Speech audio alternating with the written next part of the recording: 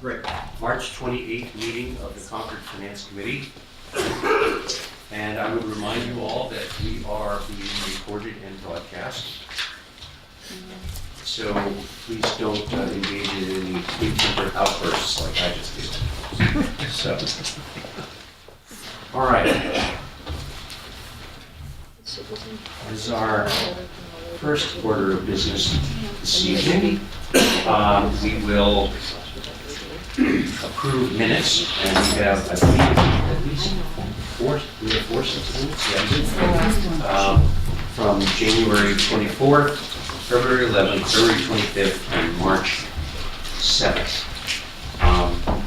So, taking them one at a time.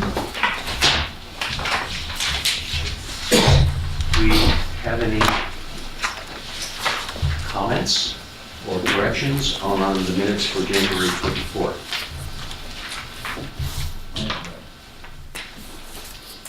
All right, seeing none, I would entertain the motion that we accept the minutes as submitted. Second? Second. All in favor? Aye. All right. Unanimous. Except for, Brian, are you abstaining? I'm just abstaining. Oh, And I'm abstaining because I wasn't at that meeting. Oh, you're abstaining. Okay, so we have two abstentions. The minutes of February 11th. Any comments or corrections? Small edit on page 1, I believe.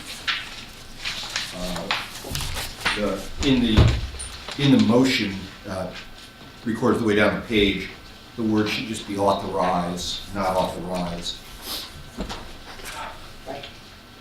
And then on page 3, I just have a question. I'm going to throw it out to the committee. Let's see if I can find it.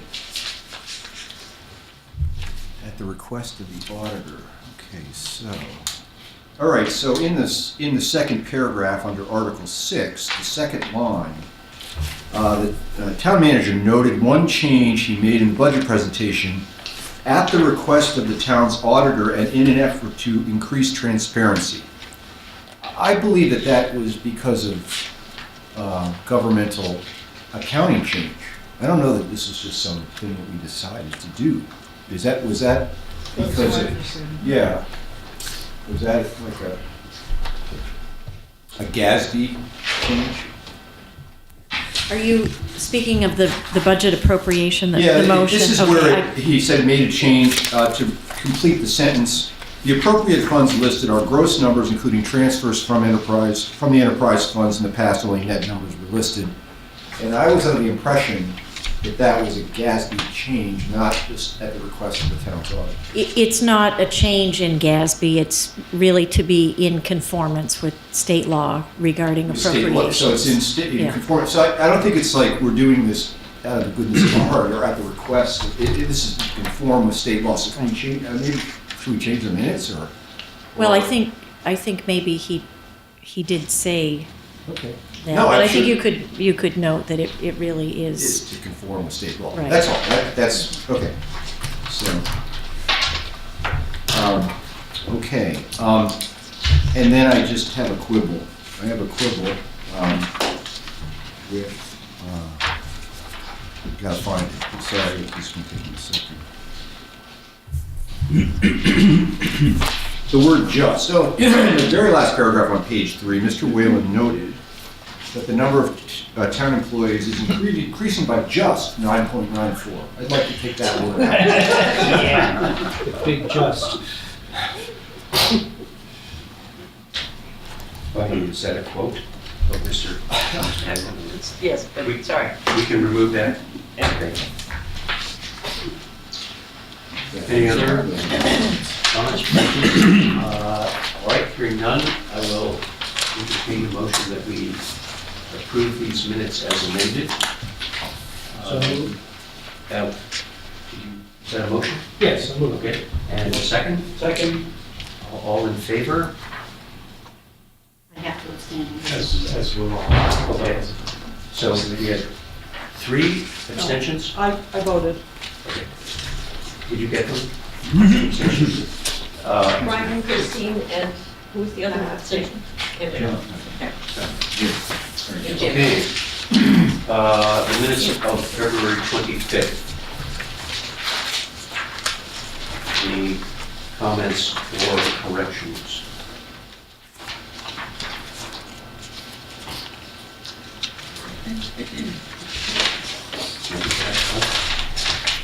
Okay.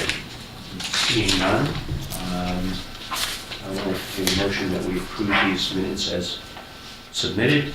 Okay. And a second? I'll second. All right. All in favor?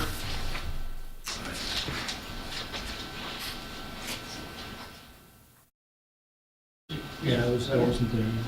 Abstentions? Just to clarify, you can vote to approve minutes even if you weren't at the meeting. Because, I mean, we didn't get You like they should be approved. 8 votes, so. I like the minutes. I like we can get 8 votes. That'd be nice. Okay, Okay, all right. abstentions? No, okay, great. And last, the minutes of March 7th. Any comments or corrections?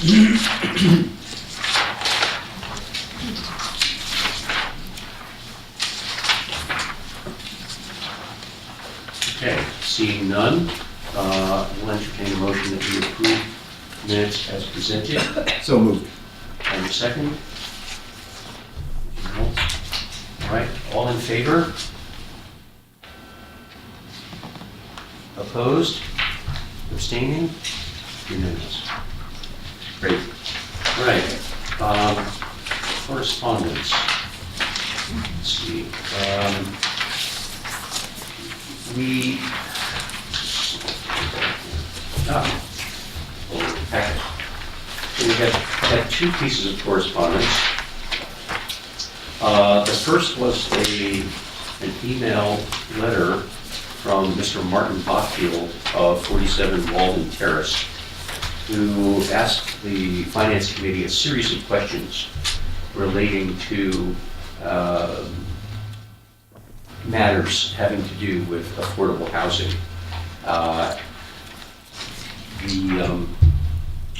The unfortunate fact was that these questions really were incorrectly addressed to us because they weren't matters that we had investigated or discussed, and I sent an email to that effect, and Mr. Botfield was satisfied with I it. think inviting him to, you know, join a town committee was a good.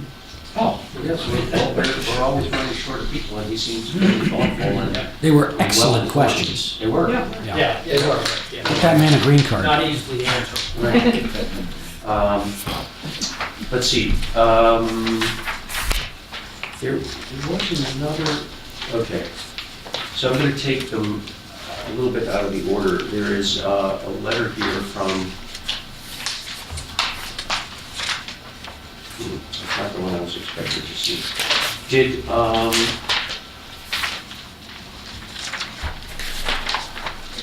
Terry, you didn't include the There's a letter separate from thing. Mrs. Cancio?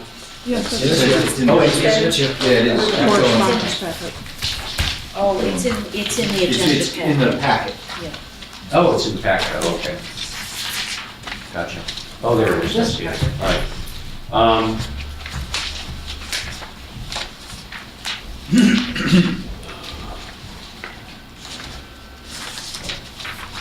I have not had a chance to digest this letter or answer it. And I would be open to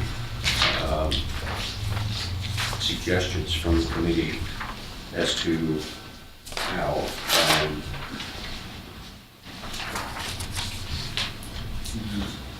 To summarize, this is a person who's an abutter to the land, and they have a very detailed understanding of the landfill area. I have a pretty good understanding. I'm also an abutter, but sort of on the other side of the high school property. He has a very good understanding of the landfill area, and is making recommendations that really are not pertinent to our work. You know, how deep you can dig, where you can put things, et cetera. So in terms of the financial characteristics of this is once again, you know, these are issues that are pertinent to the construction of a roadway or the making of a parking lot. But in terms of our deliberation regarding tax money and funding the article, it's instructive and helps us understand how to really vote. But I don't know how to respond to, you know, you can't put it here or don't dig too deep. You know, it's not- Right, yeah, that comports with my scanning of it when I actually looked at it. So my feeling was, based on my scan, and unless somebody disagrees with it, that these comments are best passed on to people in the school committee, in the regional school committee. I think that's, I think it's reasonable. I think where she's, you know, coming to us is to, you know, sort of to lobby us, so to speak, to push back at the school, you know, to use whatever persuasive powers we have to get the school committee to. Well, I think that she actually is bringing to our attention information that we hadn't heard before, Right. in terms of that there was it sounds like that the cap might be pierced in the construction process, and that was certainly, I mean, we've already voted no action on this article. Right. But I do think in terms of bringing up important environmental issues that we had not heard in any previous discussion, that this was quite helpful. And so as an information piece, I think that, you know, she did us a great service by putting this information in front of us. And, yeah, I don't think she's looking for action from us beyond making Sure we have all an the awareness facts. that it went out to all of us and that, you know, we've taken it all under consideration. It was, you know, really helpful information to Yeah, it's very understand helpful. Right. that, you know, we're in proximity to the wells. I certainly had not focused on the fact that the skating park was looking like it was coming up and, or, you know, potentially being eliminated, modified, whatever. That there were more ramifications to this project than I think than we knew about. Mhm. I would Would you ask, like a comment? well, I have a question. Yeah. I mean, we've already voted no action, so I'm not really Right. sure that, Right. So- I'm not going to sit here and rebuke everything she says. Don't worry, I wasn't going to jump in. Only to let you know that she also sent it to the school committee, so we have received it. Right. And just so that you know that Gale Associates, who did the study for us, absolutely looked into all of those factors. So I'm not going to sit here and try to answer them, but we are looking into those factors. That's all. Okay. She, Great. she does ask a procedural question, though. I interpret it as procedural, which is why weren't these separated into two warrant articles? And that came up at our hearing, remember? Something about that at the hearing as well. And I remember at the time, Dr. Baker said that that could be done with an amendment from the floor. Mhm. So that is something that, But as an observer of the school committee meetings, they discussed that at length, and they decided to marry them into one. That, correct me if I'm wrong, Heather. No, that's correct. There was a discussion of it, and yeah, they're right, gonna, but yet, they're gonna roll the But- dice. the- we know that it could be split on the floor. and it can be split on the floor. Absolutely. So she knows that. Yep, exactly. Okay, so I want to come back to that later in the agenda, as well as coming back to the last piece of correspondence we got, which was from Mr. Stanton in the superintendent's office. And I want to come back to that. We had a citizen letter. What's that? We had a citizen letter. Oh, is there about the middle school? It's, It's in our correspondence, separate. The last page of the correspondence, under the correspondence, but this one here, which is all the best. And interestingly, if you just keep the name on the down low, there's a line in the letter that says I'd like to. Oh, okay. Remain, under the radar. Well,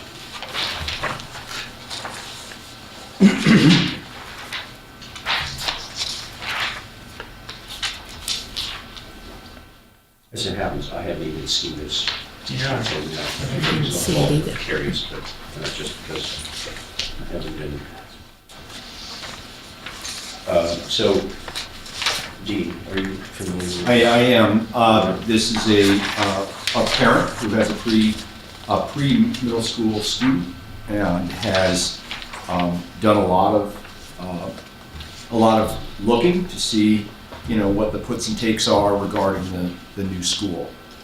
She's gone to meetings, she's attended, she went to the tour, she's also interviewed middle school children. I mean, she's really trying to like grasp and grapple with this project.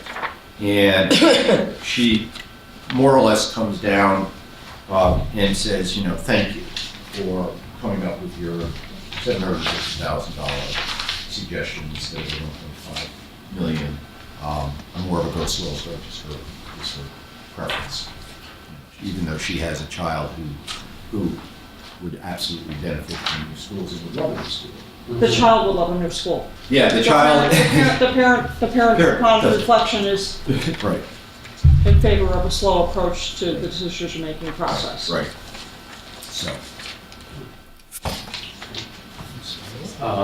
And this does not require any response. I don't know that it does. I think she's just, I think it's sort of, you know, thank you for you know, it's kind of suggesting that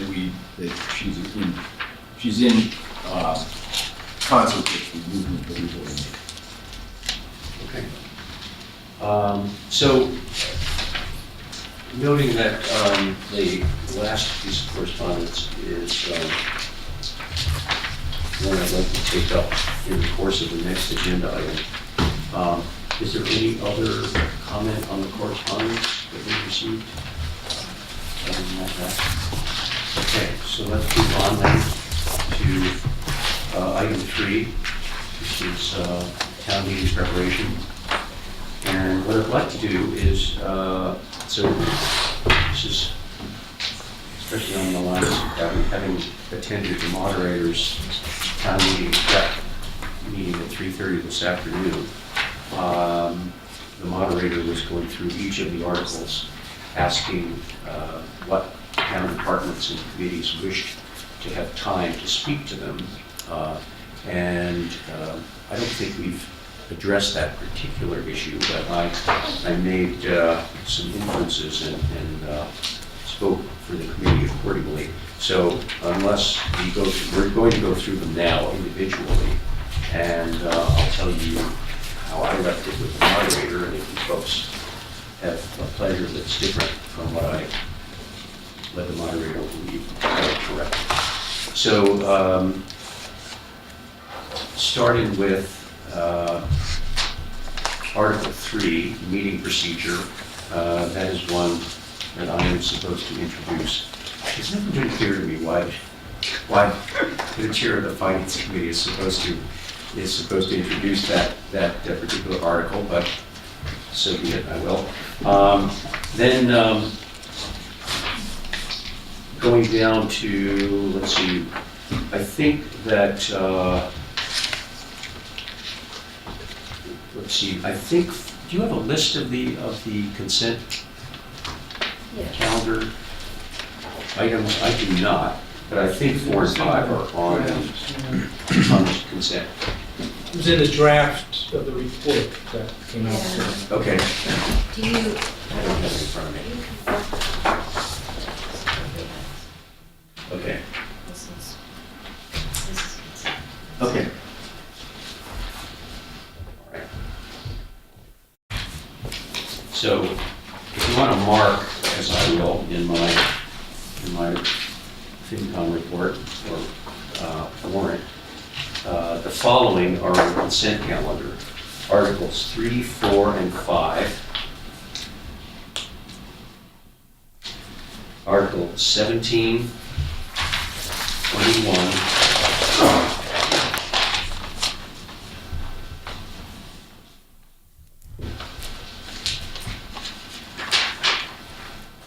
31, 32, 33, 34, 35, and 36. Oh, bylaws on the consent calendar. All the zoning. All the bylaws. Oh, all the zoning? Some of those are just Okay. edits, they're just technical corrections. And they can be taken off. and they can, Can't that's take it right. off. 37 through 42, So 36, 37 also? 37 also. Yeah. Was it 33? all- So then it becomes Except for, 31 all the way yes, through some of the 40. other- That's correct, through 42. Two on the other. 37, 42? We're gonna be done in 3 hours. That's what I right. mean. And further, 44 and 45. Right, not 43. Not 46. Correct. Yeah. Okay. So let's go back.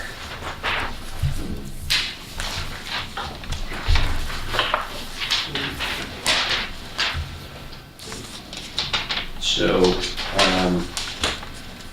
Article 7 will be moved and spoken to by, I'm sorry, Article 6, the town budget will be spoken to by the finance director, who has requested 8 minutes for that. Article 7 will be spoken to by Assistant Town Manager Kate Hodges, who has requested 6 minutes. Article 8 will be, is that you, Carrie? Yep. Finance Director, 3 minutes. Article 9, Finance Director, requested 3 minutes. Article 10 is Carrie Flood, who's asked for 5 minutes.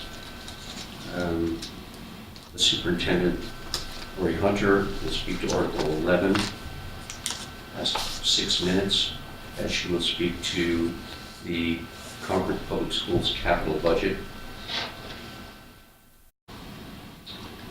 13, I don't have a note on 13. That's going to be the superintendent also. And then we get to Article 14, which will be, the superintendent will speak to it, and I told the moderator that the Finance Committee would be seeking to amend that article.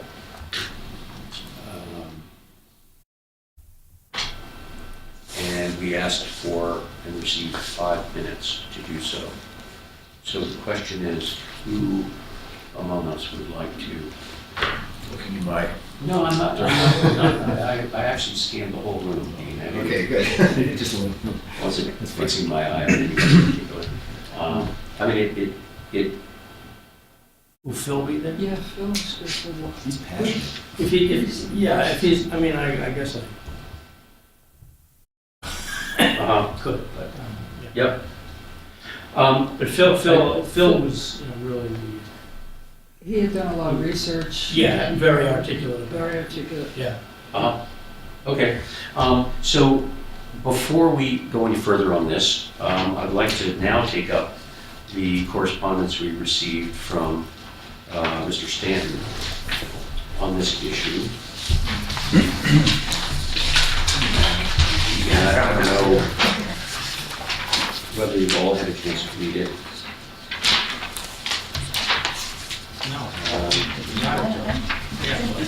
Two things here. So, Whoops. Yep, there's one thing, and then there's an attachment. right, okay. Heather, are these supposed to be taken separately, or do they dovetail in? So I sent one, a second one, so the memo from Jared Stanton is actually the memo that you saw last time. I'll come up. So it was actually an email that I sent, that Joanna and I sent together, that I wrote and sent. The memo from Jared Stanton was for reference. It's the same one that you had in front of you last time. I attached it only so that you could have all the information together in the same place. Gotcha. So not to be repetitive, but just so that you could have it all together. So the email itself, I mean, do you want me to just kind of highlight the points that I was? No, Jared? if everyone has had a chance, has everyone had a chance to become familiar with it? No. Okay, so no, I don't think you need to go through it.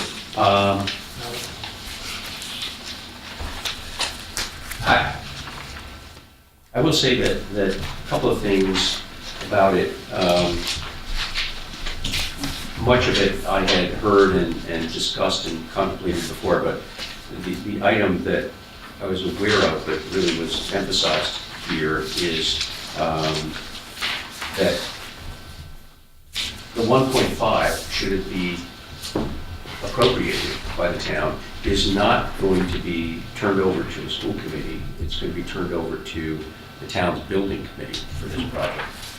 And I think that's something that really needs to be kept in the forefront of everybody's mind.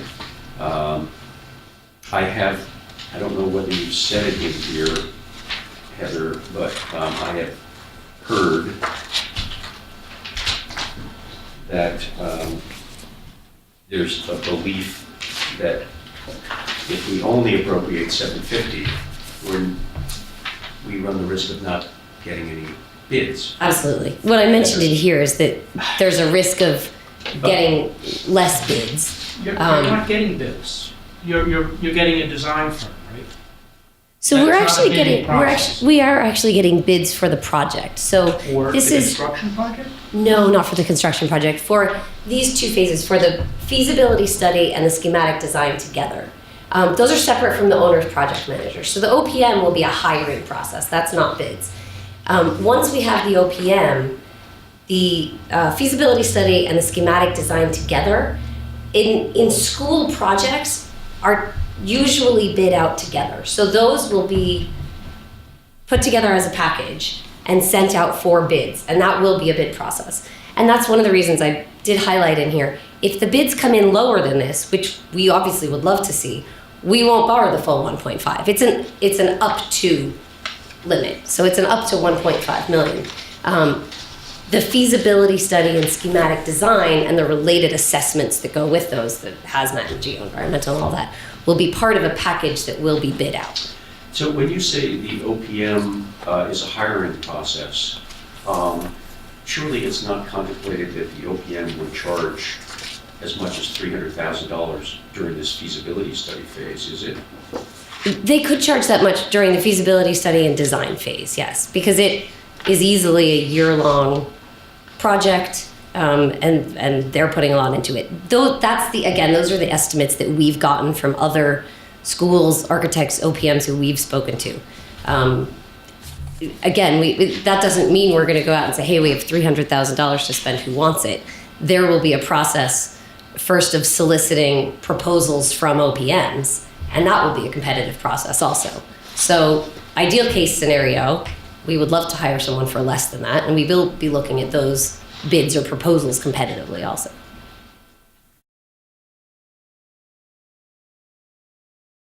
Can I ask a question? You said that this money, if it was approved, would be spent by the building committee?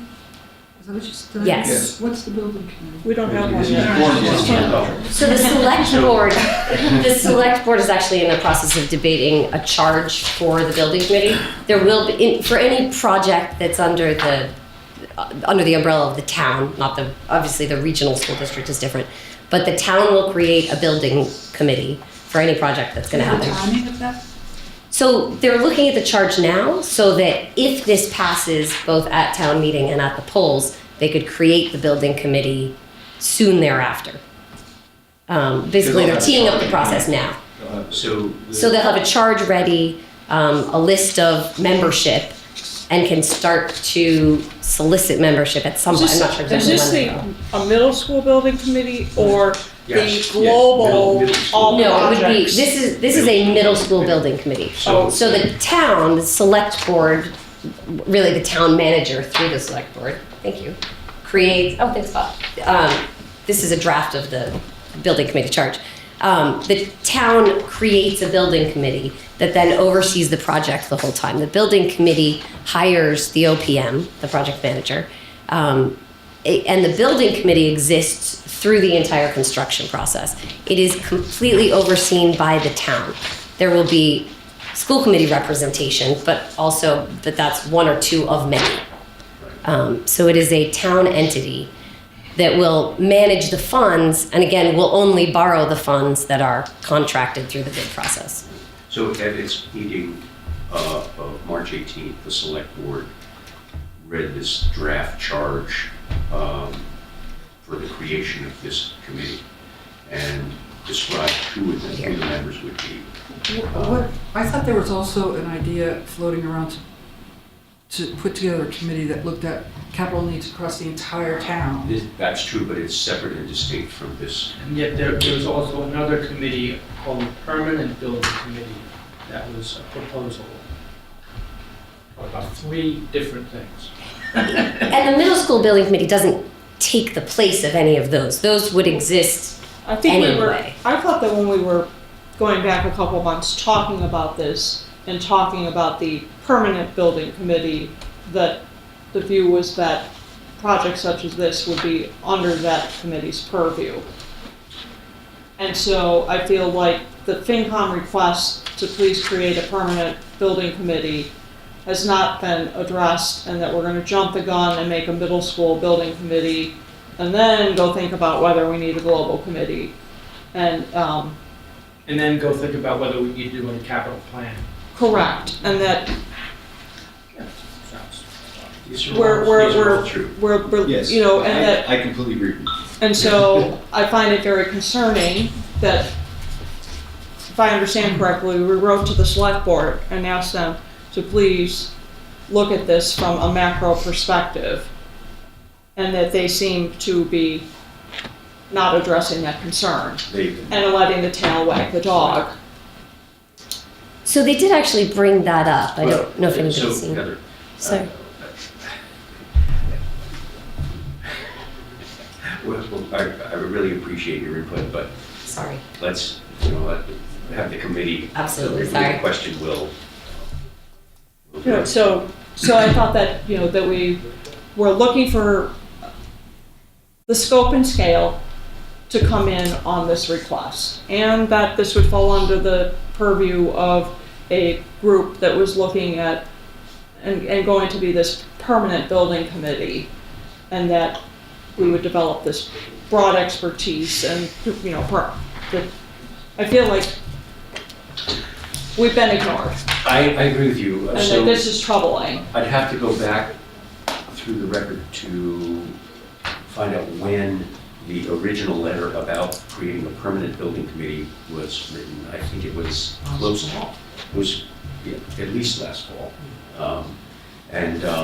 So that has not been addressed. No. And yet, the train seems to be pulling out of the station to create a middle school building committee and Yes. sidestep. We also asked the select board to convene a committee to look at all of the capital facilities that we would need Yes. in the near future, stretching out to 10 years, that they have not responded to that letter. Which And you're right, we're now faced with a looming project that requires management, and the select board has chosen to, as you say, sort of leap ahead of those other requests and create this special town building committee for the middle school, which seems better than no committee at all. It's required. Well, it also, from the standpoint of adopting a discipline of looking at all of our real estate and buildings and, non-movable things that count as real estate, like the light plant, to please be looked at from a higher level in coordination, seem to make sense both from just a efficient operation as well as from a financial perspective. And that here we are, weeks from town meeting, and we're jumping the gun, and we're being asked to look at this project and the regional project, and that there's been this disregard for any degree of big picture thinking, and we've given them tons and tons of lead time. It makes me even more concerned about greenlighting anything because we've had no meeting of the minds with the select board. Nor have they come to talk to us or grace us with an update on their thinking on why they've not turned their attention to this in the face of all of the capital projects we know that are looming. Right. And we have, So there was- created a degree of fervor in the community that is, urgent that we do these projects, yet we can't step back and look at the big, and we gave them a big lead. I'm dismayed. Yeah, we not only haven't received any response, we haven't even received recognition of receipt of these 2 pieces of correspondence, so.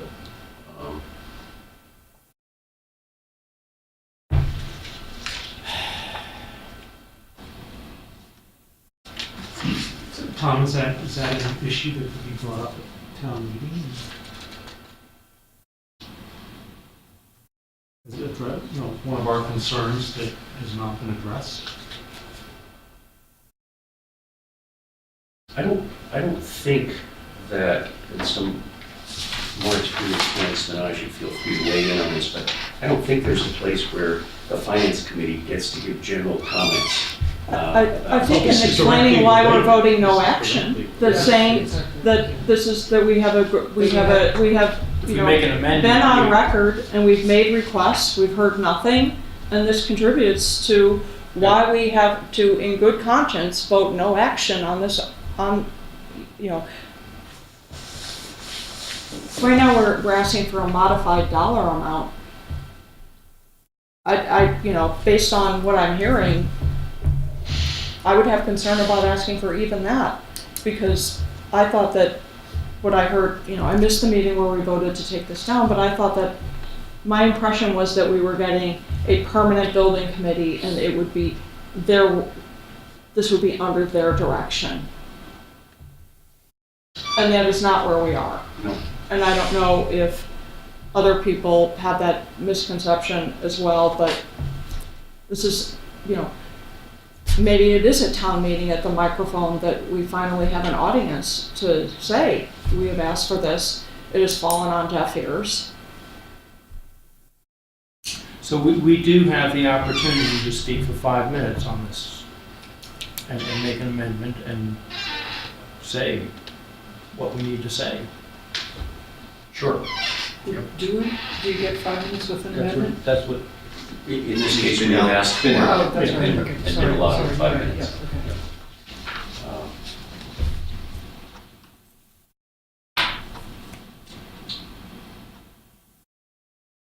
so we better prepare.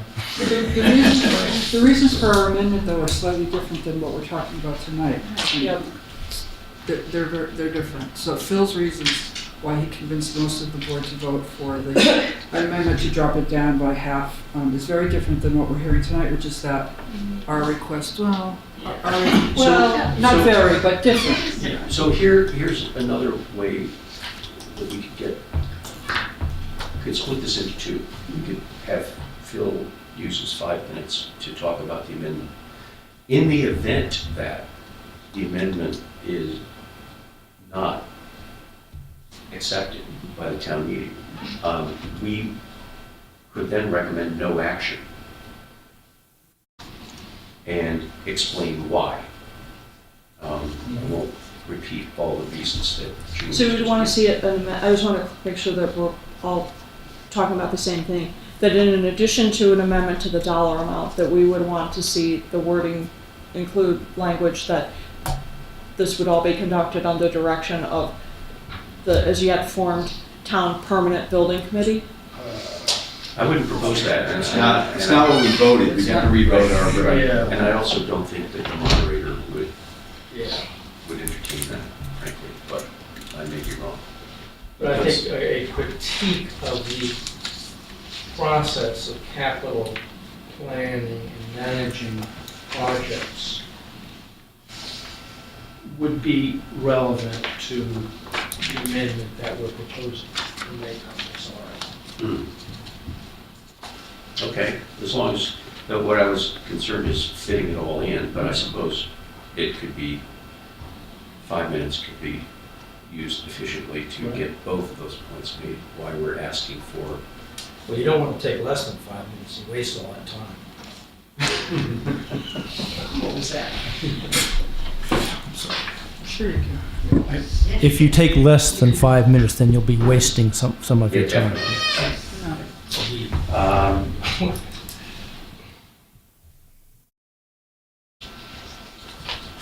All right, so I don't know, we've already voted that we're going to seek an amendment. And I think we don't, unless anybody feels otherwise, we don't need to vote on what we've just discussed, that we will,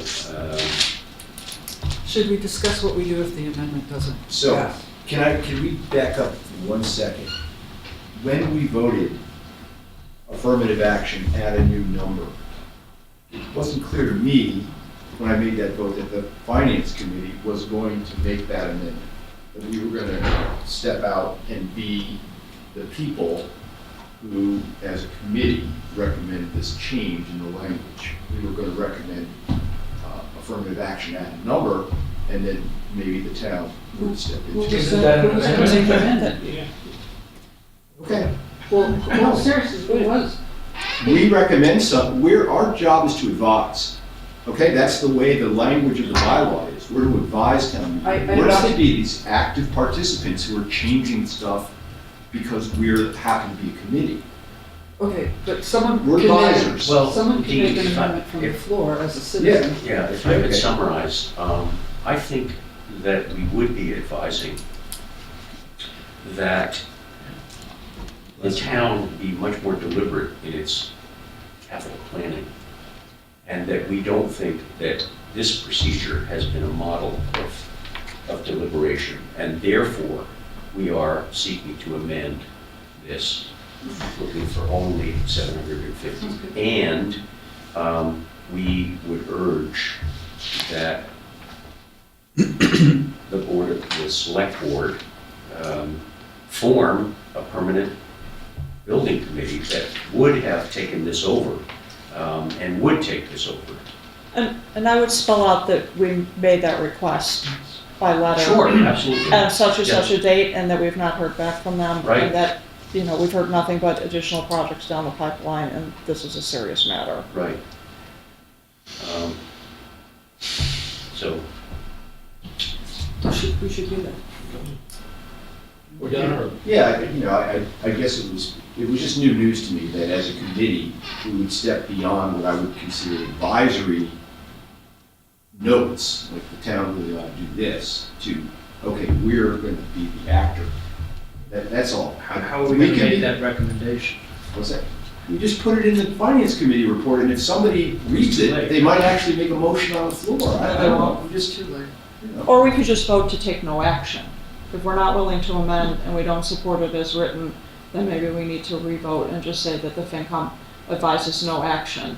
And we would have supported X, Y, But I and do Z. think that there's a general consensus, June, that the project is important, that we are suggesting that we not completely, Okay, but Cut it either we off can at the amend or knees. we can't amend, and if we can't amend, then, okay?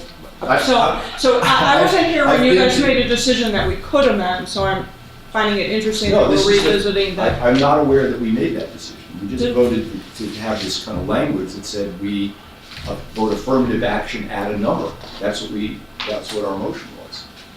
So, I But there's don't know nothing on the that floor procedurally, I don't know how that would work. we, it's all right. I'm, clearly the mood of the committee is like, sure, we should make this amendment. So I'm just gonna quiet down. And I'm fine. Is there anything- I'm just one member. I don't know the town meeting law well enough. Are we able to make an amendment? I'm not. As a committee, And you've done so in the past. we have. You've Committee has. amended the school operating budget a number of times to decrease the amount. Okay. All right then, thank you Okay. for the historical notes. Thank you. All right, So then, so I'm good. We're not setting any new. so what we didn't address, I don't think, and please correct me if my recollection is faulty, what we would recommend if our proposed amendment fails. Do we then recommend no action? or to be, what do we do? Well, we could take a straw poll at a town meeting, right? But at that point, they would have expected we voted because it would be standing as written.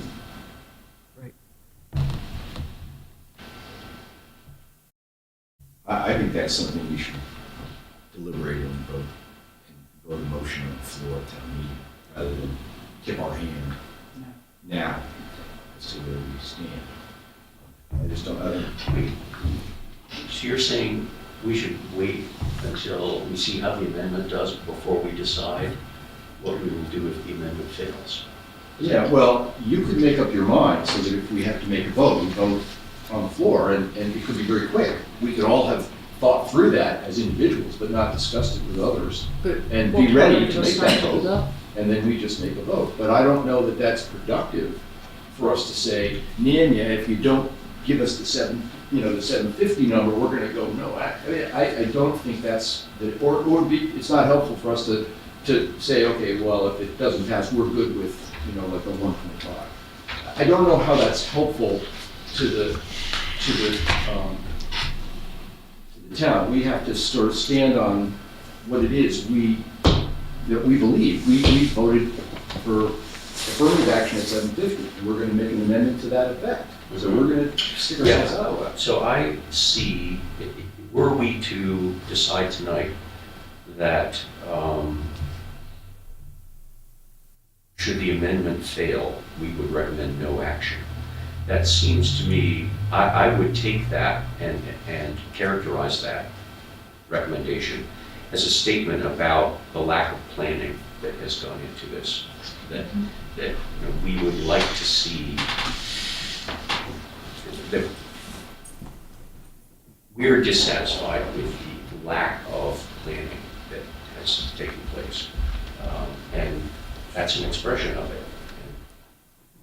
So that would be what if I were to vote for no action, should the amendment fail, that would be what I would be expressing, is a statement that, look, we think there should have been discussion of and creation of a permanent building committee, for one, and two, there should have been creation of a capital facilities planning committee that looked at not only the middle school, but the other 3 or maybe even 4 large capital expenditures that were on the drawing board. So what? will we have a chance to say that at town meeting? I think so. I mean, I know you allocated minutes here, but if our amendment fails. Then there will be debate on the original motion. Right. And we will be able to weigh in. From the floor or as a committee? Well, we could even say it within our 5 minutes. We could say, furthermore, if this amendment fails, we recommend no action for these reasons.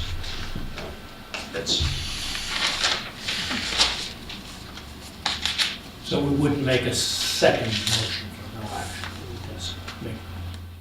We don't really make a motion. No, right. The thing Yeah, I comes- know, that's, yeah, that makes, yeah, Right.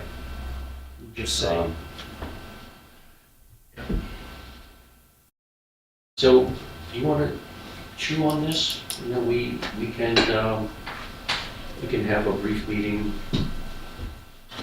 on the 8th if we want and decide where we come down on this. If you want to think about Do it. it the We're night all of the- abnormally the ninth. silent. So we could meet before the town meeting. Yes, exactly. That's what I meant. Oh, okay, yeah. Should we cue someone up to speak though? Well, we can, but it would be nice to have him here when we did that. Yeah, it would- And Phil has said he would try to make it here by 9, and I don't know whether we'll still be here. It's at least a possibility. So we could nominate Phil, and subject to his acquiescence. So we could even have more than one person do it. One person could do one part, and one person could do the other. How about we move on and see if Phil will show up? We're gonna go back circle back to me. Sure. Article Could I 14. ask one, Would you, oh, sorry, yes? just one question about it? Yes? Okay, and just, now I had it underlined in here. Yes, okay, here we go. Oh, it's paper. I know, so many things. Okay, so, one thing that, I guess I've had a problem with, exactly what the problem is, it's hard to describe. I've had a problem with folding what's called schematic design into the feasibility, but it's not in the feasibility study, it's in that It's grouping them scope- together, it's not putting it scope of into work. it. And as I understood it when Lori was here, that was, the intention was to have one consultant, one firm, design firm, do both the feasibility study and the schematic design. Right. Okay. And I just have problems with that. But Okay. anyway. Can I explain why that is? Or Can is I that- just ask you Oh, a okay. question? Sorry. Before, so on page 2, Yes, page 2 of your, my email. yeah, your memo. Mhm. And down at the bottom, you've got bullet points there. And you say, if approved, there will be, and I'm just, what is this saying? Mhm. There will be significant work still to be completed before construction can begin. I Right. think that will be, there will still to be completed means after this scope of work is done. After this scope of work. And then the And first you know thing is a complete. I'm realizing what I wrote, it must be confusing. I said complete schematic design. It was, you're actually, that bullet point shouldn't be there. Now that you're pointing it out, I'm realizing I wrote that incorrectly. Okay, you So could, the schematic design will be complete when this phase is complete. which is what I have a problem with. But anyway. Okay. But yeah, And- only after schematic, it would be called, it would be design, development, and final bid document. Exactly, so when it's complete, and this was kind of folded into it, Okay. when the phase is complete, the schematic design would be done, You mean the rest of the. and it's really the design. last three. Yeah, okay, You, okay. yes, I didn't mean to have that in there. Thank you for catching it. Yeah, and I think I've really said before why I have problems with having one consultant doing feasibility study and schematic design. And by $500,000, you really do mean a true schematic design, a lot of Yes, work. and for school, And having one consultant doing both of those and then handing it off to another design firm to do design development, construction documents, and construction administration. well, so two things. One, it doesn't necessarily have to go to someone different, because But you have to put it out on but the you, street. but you put it out there. Yeah. And actually, there are two different ways of doing this. One is, and I'm going to forget the exact design, bid, build, in which each piece is bid individually, so the construction would be bid separately after the cost. The other way is CM at risk, the construction manager at risk, where you bring someone on earlier in the process and they work with you throughout the whole process. In this case, whichever is chosen by the building committee might affect this process going from the completion of this phase to that next one.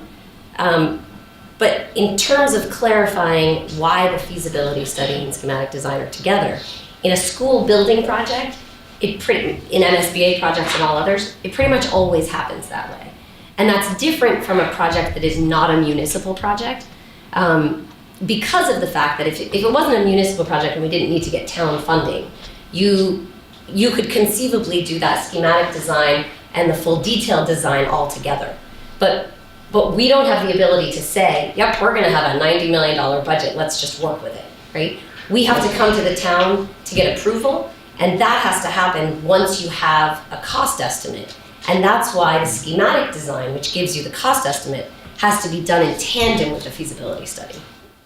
You should have a preliminary cost estimate at the end of feasibility study. That's Not purpose. detailed enough to come back to town meeting with an Well, accurate town meeting cost isn't estimate. going to be, when you go out for final design, I assume town meeting isn't going to be approving the full $90 million or whatever this thing is gonna cost by the time we get done with it. We're going to be approving the funds for the final design, which is gonna be, somewhere less than 10 million anyway. My understanding is that the next time we would come back would be for a number that would include final design and the full building. And that's And why. construction? And construction. And that's why the schematic design has so much detail built into it, so that we can actually build an accurate cost estimate. And that's, again, these are the steps that school building projects tend to take. If you look at it on the MSBA website, No, I saw yes, that. I know they there's have the phase different 3 feasibility modules. study is Yeah, phase, yeah. right, they're different modules. But some of those modules are put together and completed together and bid and contracted together. The feasibility study and schematic design are always bid and contracted together because of the fact that a lot of the research, the geo-environmental assessments, the hazardous material assessments, all of that research really ties into both of them. And plays into both. And in order to get to that cost estimate that we can bring back to the town, we need all of those details. So that's just, I mean, we're following the standard process by requesting. It's not a standard municipal process, it's not a standard state process. It seems to be something, I think it's a standard school building project process. not state process. I have a question for Carl. Yeah. So, in your experience as an architect, you could, and we are stepping far aside from the MSBA process. A municipal project could divide those up into a number of steps coming before town meeting for funding. Well, And you usually wouldn't it's two have to- steps. You do the feasibility study, or it could be all one, too. Yeah. Also, because the design firm can be on board, the Yeah. cost, any one of those cost estimates could be given before the design firm keeps on going. And, at that point, town meeting would know what the cost of the project is. But you could, I guess my question is yes, so in theory, an extremely wealthy hypothetical community could say, 100 million to do feasibility through build. Let's vote. That would be that's an extreme. But you could, in theory, once you're not in the MSBA pipeline and you're just running a municipal project or, a non-residential project, you could chop these into smaller steps that you handled incrementally with different professionals at the helm. Oh. No, you wouldn't want to do that, yeah. Okay. No, the town should be, when we vote for I don't know, usually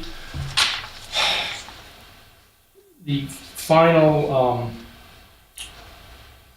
vote for the funds to construct is after schematic design. I threw that out there as an They're not into extreme constructing scenario. anything at that point yet. Yeah. So you can take that vote. But you could run a feasibility study, then run your schematic design, then run your very detailed design, and then run your Yeah, that construction. should all be, after the feasibility study, it should all be one consultant, one design team. Hence, So somebody slowing down and saying, doesn't let's come just in do the middle feasibility and have while to we, pick up somebody else's Okay. work and the liability, especially the liability of somebody Okay. else's work. but carving out feasibility. And saying, let's just do feasibility, and then these other pieces can follow. Quite often when the feasibility is separate. It's separate, and this, so that, In fact, it used to be required to be separate. okay, so they don't have to be married together the way that we're currently hearing. Especially It now just that we're seems to free be of a very MSBA. strange way of doing it, and it's very different from the way state projects and any municipal project, I think it's basically different than the chapter 341. But anyway. But And you're and you're, MSBA just for is the doing- audience, your profession is you're an architect. So you speak from a body of knowledge. Right, well, I also work for the Division of Capital Planning and Operations and Okay. work on the guidelines for doing feasibility studies for the state. So it's, you're not I don't know anything about architecture, so when you're sharing with us, you have you're tapping into your professional knowledge.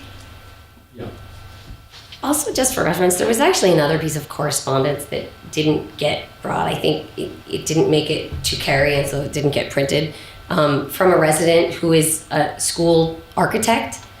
She also joined our facilities planning committee recently, and she sent a piece of email hoping that it would be forwarded to everybody tonight, or by tonight, explaining how in school projects, the feasibility study and schematic design are typically married together, and why and how. And is that because it's an MSBA project? But if you're not going for MSBA funds, do you have to follow MSBA rules? You don't have to. The point is just that that's typically how it's done, and when you're going for bids, that's what people are expecting. If you're looking for architects, that's what they're expecting to bid on.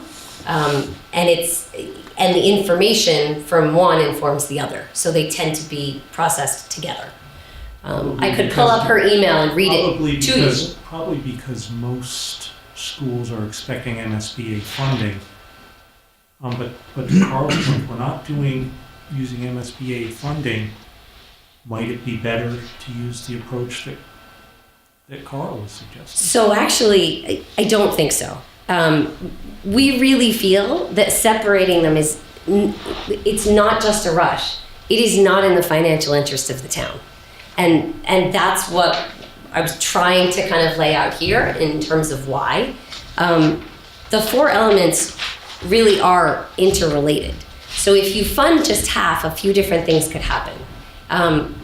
One is we get the feasibility study done. Really the only next step is a schematic design. So we end up scrambling to try to, well, one of two things. Either we're trying to move fast and ask for a special town meeting, which costs the town extra money, and we would like to avoid doing that, or we wait until the following year to request funding for a schematic design. And what ends up happening is we're pushing the whole project back a year. And what that does is really cost the town more money. I mean, with every year that we wait, it is a bigger tax burden on the taxpayers. So if we're pushing off half of this, it's essentially the same as delaying the whole thing a year, and we're going to be costing ourselves more. I truly feel that if we divide them, we're going to pay for it by a tech cost of several $1 million because we've waited an extra year to move forward. And how long do you expect it to take to do the feasibility study?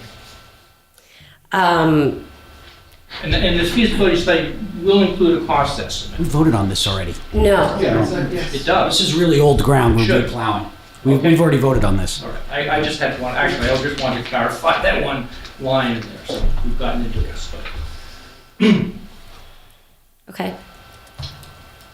John, you feel like We've discussed this many times, and we've already voted on it. Yep. Right. Okay. thank you, Heather. Thank you.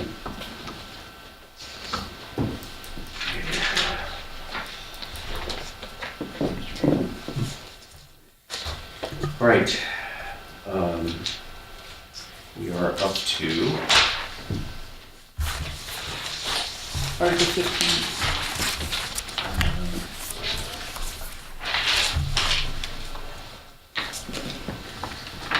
So before we move on, the other thing that came out of that conversation, which is not old ground, is the possibility that we sort of pre-vote the failure of our amendment. Are you interested in that discussion, doing a pre-vote in the event that our amendment would fail?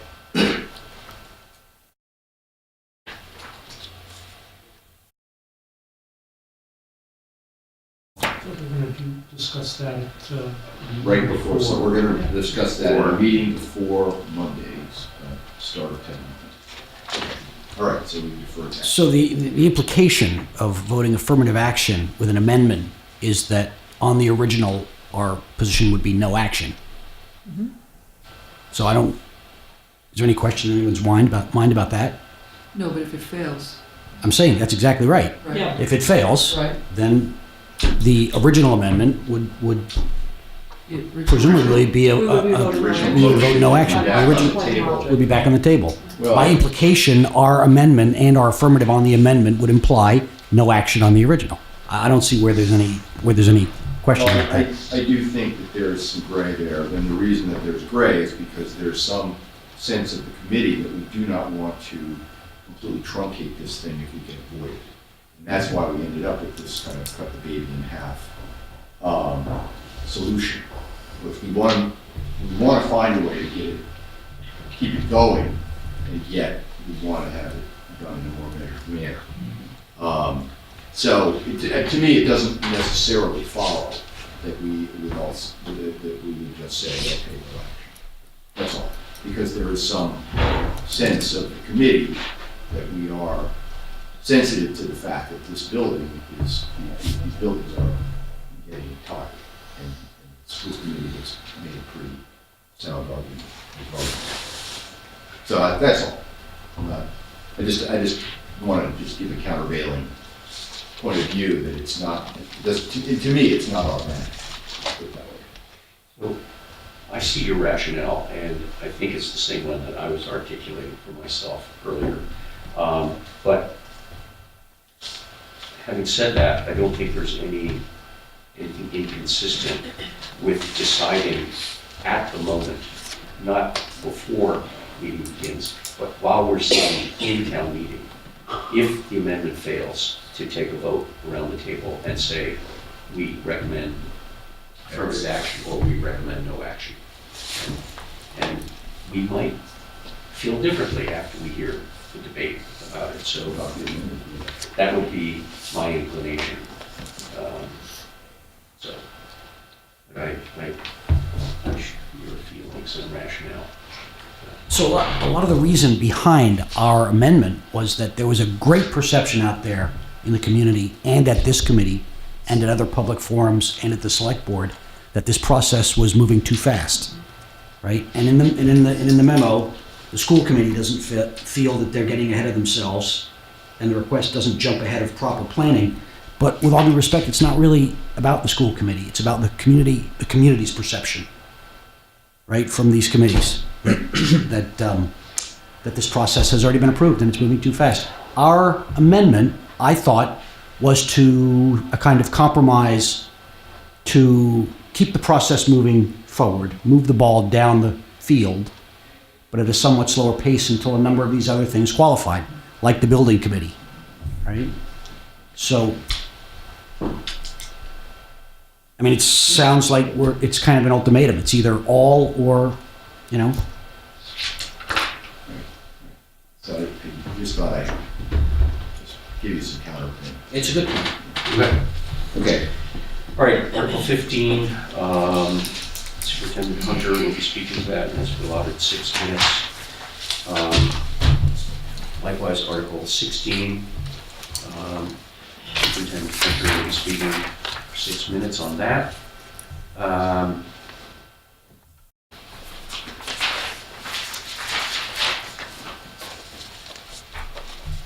Do we speak to this? No, to which? 16, where we're saying no action. Yes, that's right. We have, so we will simply recommend no action. Oh, so we don't get any time, we're just saying no. Well, we can have it if we want. Okay, I was just asking. I have don't not want- requested. I'm just asking. Yes, I did. I'm sorry. I requested 3 minutes. You did. So we will speak, and I requested 3 minutes. Okay.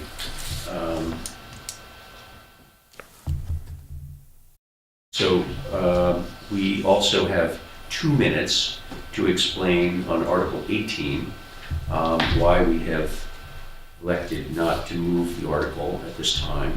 And we've been invited to provide the town meeting with a handout, which can have graphics and further explanation. But we will not be allowed to use any presentation materials projected during the 2-minute presentation. It's long-standing custom, if a party is not going to move an article, to not have any presentation materials up on the board, because there'll be no chance for anybody to discuss it. and that will be the case, so. So you're gonna, I see the speak to rationale this, behind Tom? that. You're gonna speak to this, Tom? Yes. And you're gonna speak? Unless anybody else wants to do it. No, I'm just asking. Gladly. That duty. Sorry, Tom, so an information package is going to be prepared? Yes. And your thoughts on what would that include? Well, I think we ought to have some version of the Randall curve.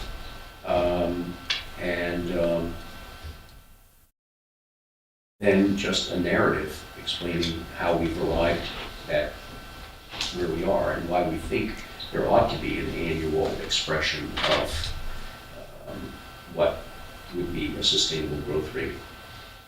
Any ClearGov data? Sustainability depends on the point at which you're starting at. Sure. Do you have things that you would? I got ideas. Okay.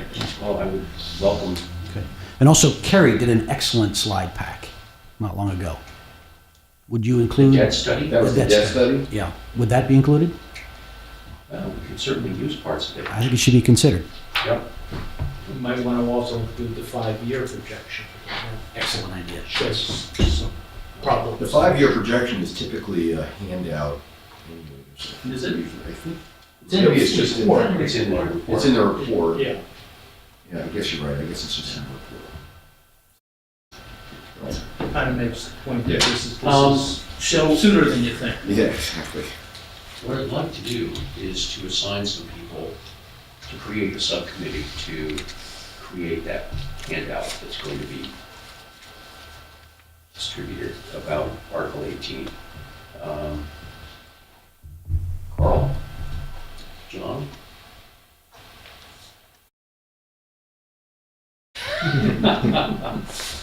Anyone else willing to? I'll help them. June. Okay. So could you have something a week from today? Would that be, so preferably sort of a week from last night would be good to have a draft so that we could circulate it and have comments and then get it ready for production. Okay. April 4th. Or April, you want it on Wednesday? Right. April 3rd.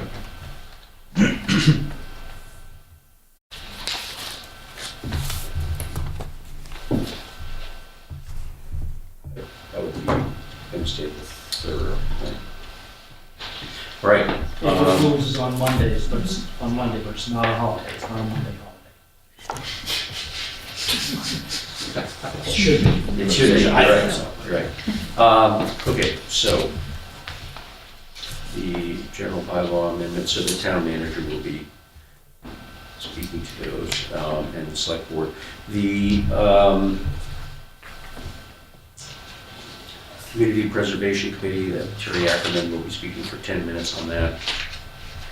We recommended affirmative action. So anything that I haven't called out or asked for volunteers to speak, we're just going to tell the moderator what our recommendation is, and she'll read it, and that's it, right? So the affordable housing articles, 23 through 26.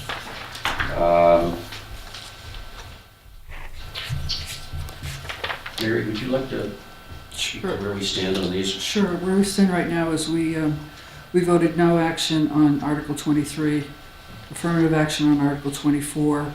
We voted to advance an amendment on Article 25 to change the transfer tax from 1 to 0.05%, and we voted affirmative action on Article 26. And then instead of from 1 to 0.5. 0.5, sorry, yes, 0.5%.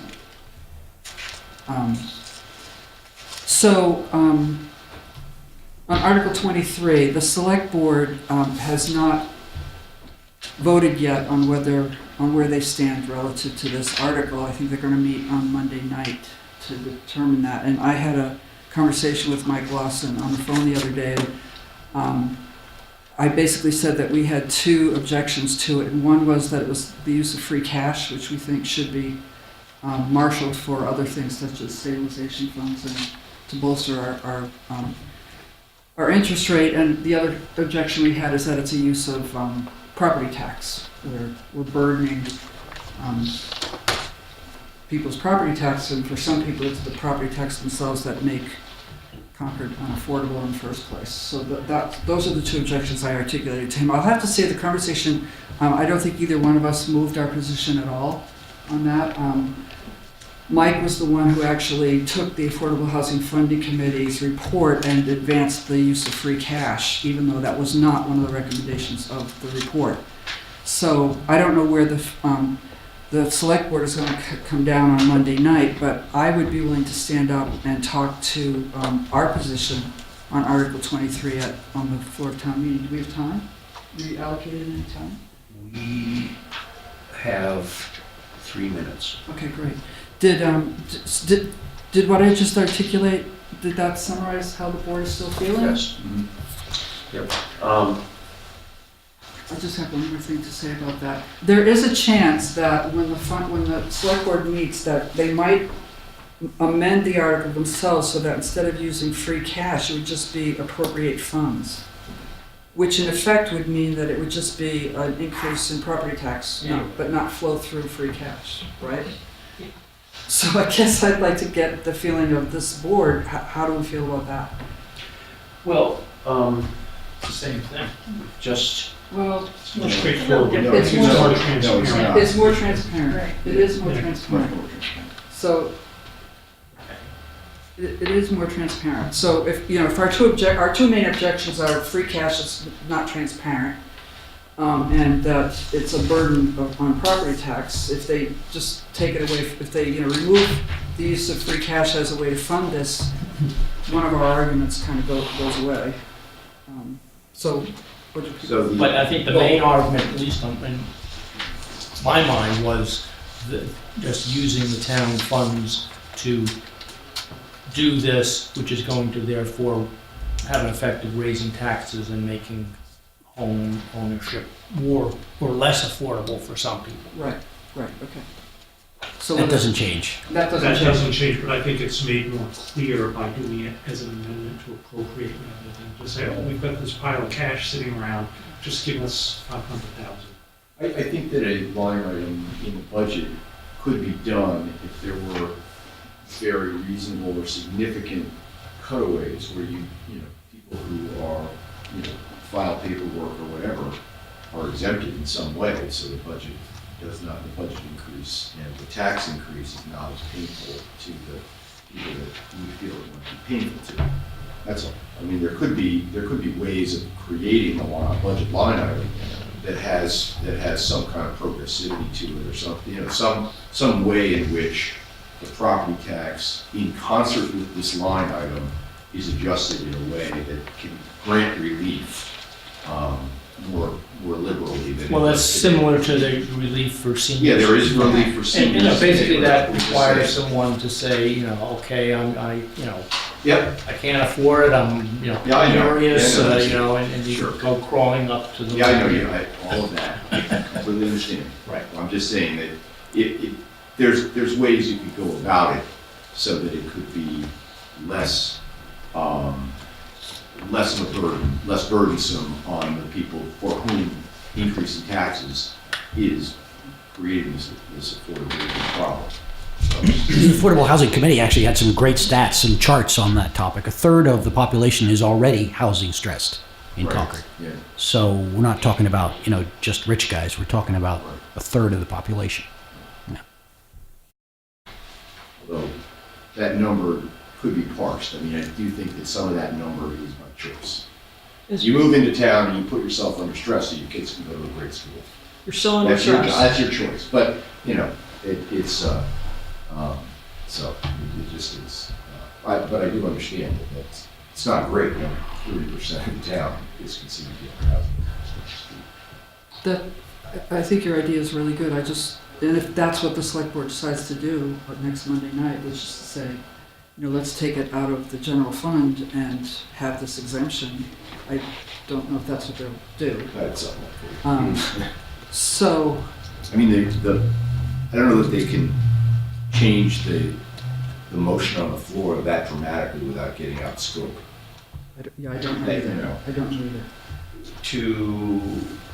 So what What I'm saying why is, would the select board, what would they do at their meeting? They would change the they would nature change of the, this they would vote? change the language in Article 23. Right now, Article 23 states to determine whether the town will vote to raise and appropriate or transfer from available funds.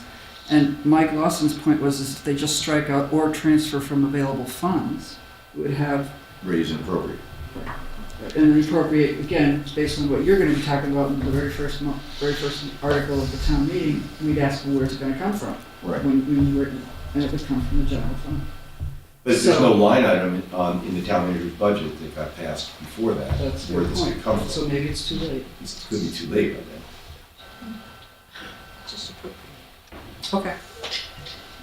All right, so further on that, So I'll stand. Mike Lawson is going to introduce these 4 articles in a 5-minute address.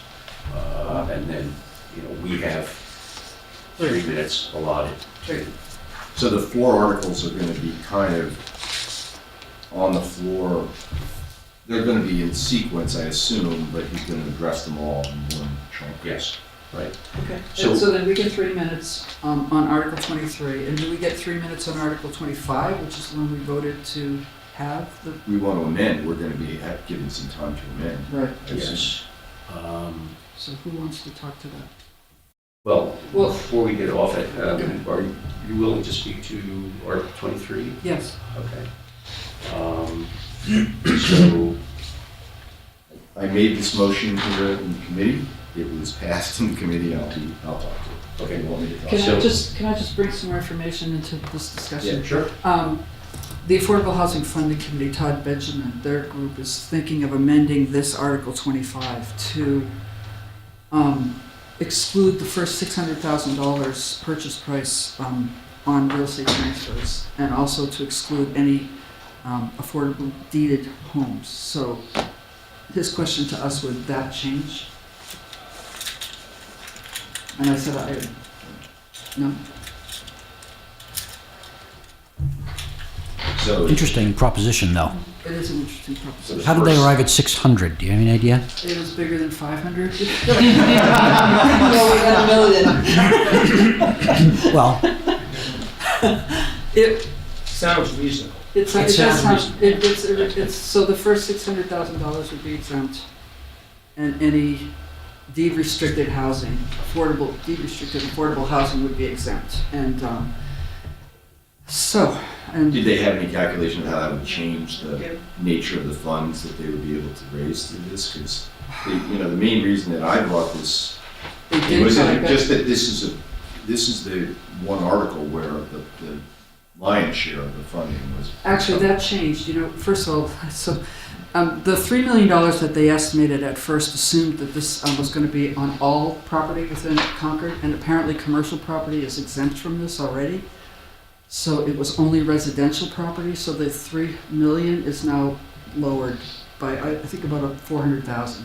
Not a big, Yeah, not a I- big amount, but still, that's just a piece of information for you. Anyway, so, Yeah, I think on the Something grand to list, think it's about. maybe like 80-20, commercial versus residential. by value, Yeah. Something like 80-20. but to your point that the reason why we wanted to drop the percent was because it was a big ask. Yeah, it is. It is a big ask. It's the, I agree. of the 3 articles, this one stands to raise the most money. And it's going after a very select, you can mark me down. I'll think of Okay. things to say. But, I believe you will have 3 minutes, but I need to confirm that. That's fine. Mr. Chairman, I think our finance director would like to say something. Oh, Just before you move from discussing affordable housing, for a point of clarification on Article 23, the language is sufficient to either appropriate from available funds or to have a standalone article funded through property tax. So it doesn't, Okay, it's so it not doesn't need tied be- to the It's not budget. tied to the town manager's budget. It's just, it's free, like, in the same way that we allocated funds to a citizen petition for a sustainability director. That's not a line, it wasn't a line item in the Right. budget at that time, but we did just decide we were gonna tax ourselves to fund that position. Yes, So and it'll it's be not, like that. right, it's not anticipated in the current spending plan, so the only way to fund it, if it's not through free cash, would be through raising property taxes. Okay, thank you, that's helpful. Okay, so it can be done on the Yep, floor. could town be meeting. done. Okay, okay. Do we need an estimate of the impact on the existing tax? For the 600, Percentage. Yeah, for the 600, yeah. You know, if they go Wouldn't be for five. huge. no, I think they're 500. meeting tonight, so you want me to try to get them? No, he's talking, I think John's question is about the 500,000 from Article 23. That was my question, but do we need to know the impact on the existing tax base for all of these changes that we're discussing? So $500,000 on the average assessed value is about $68 for the year.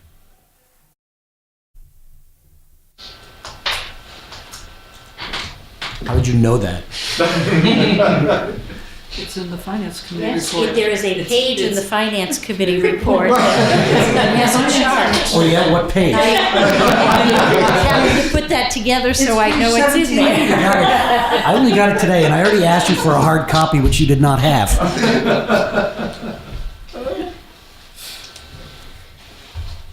Okay. So I would Okay, say- let me just be clear, I'll right? move to amend. Should we, so you're saying that you want to go ahead with our amendment regardless of the fact that the Affordable Housing Funding Committee might amend to have the $600,000 exemption? Is that what we're saying? I don't know how we operate in a what-if scenario. I know.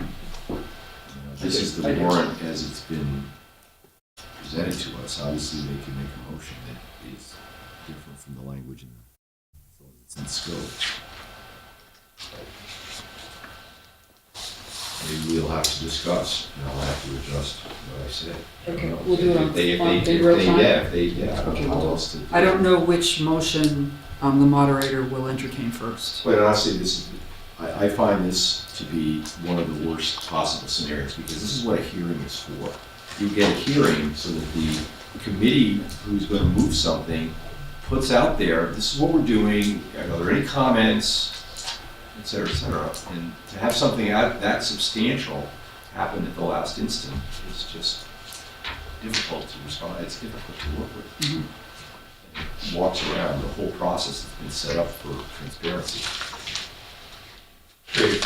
A further clarifying question about the effect on was it the average, Medium. the median property, which is now just over $1 million? Is the median property now $1,012,000 or something like that? The median is $881,550, Okay. and the average is $1,065,176. Okay. All right, and so on the median, it's $68. The median $68.37, and on the average $82.61. Okay.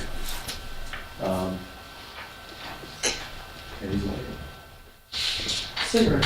Cigarette money. Cigarette money. Well, so the real point is that the median household tax bill is $12,509, so it's $68 on $12,509, right, Kerry? So I continue to be unpersuaded by the argument that has been expressed here, that this is burdening the very population that we are hoping to benefit. It seems to me that the burden is so light compared to the benefit that. Let's remember though that they'll come back probably 2-3 times for this before the other 2 articles get through the legislature. If it came back annually, it still would seem to me to be something that we as a Well, town. how large is the benefit? How widespread is Well, it? it's $500,000, and it could be one unit of affordable housing. It could be One unit. One unit. Yeah. Remember, we allocated $1 million of free cash for 83 units 2 years ago. Well, sure, but Well, we did. those are, all right, I don't want to. That sort of goes to the point that Mr. Botfield was making, which is that if you have more congregate type housing or attached Yes. housing, you're going to get more density and it's just Exactly. more efficient. Exactly. More efficient way to do it. It's a different way. Yeah, I mean, I do think we need some innovative zoning changes and instead of just throwing money at it. But that's my opinion. But I don't know if you saw in the Globe this morning, the governor, the Baker administration has announced that they're going to go on an immense roadshow across the Commonwealth with a whole package of state law changes that will make it easier to make these bylaw changes, zoning changes. Good. They've been trying to do this for a long time. Right. Make it easier to override. It won't require Make it 2/3 easier vote. to, It'll To be a- pass it, and Majority- the select board will only need a majority. simple majority instead of a 2/3 majority to approve these Exactly, things. Right. Exactly. It's a very good idea. This is, they've been trying this for a long time, so now hopefully it'll get some traction, and these zoning changes will be easier, right? But, yeah, I think we need those, otherwise every affordable unit's gonna cost $500,000. It's a lot of money. of course, you know, when you ask what does $500,000 buy, it goes into a fund, and you then might aggregate it over 3 or 4 years, and then start a development that would, you might have row houses, anyway, I'm not. But that's- I just think we come off looking mighty stingy about this. I think, it's our responsibility to protect the taxpayers and to make sure that they're not overburdened. And everything, it's all good, right? Yeah. It's all good, but when you add it all up. There are no bad ideas. And if there's a more efficient way to achieve the desired goal, then we should be, exploring that. And we are supporting a 0.5% real estate transfer fee and a surcharge on building permits. We are supporting that. Yeah. And those together will bring in, what are we talking about, 2.5 million a year. That's a lot of money. So another 500,000 through property tax isn't gonna make a big difference if these other two, which we support, pass. Okay. So, now you're convinced? no, I'm soft on this issue. So, I think we're done with that. There are no further.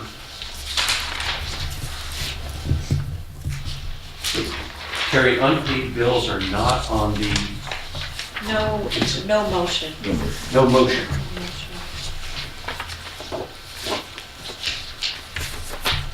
Okay.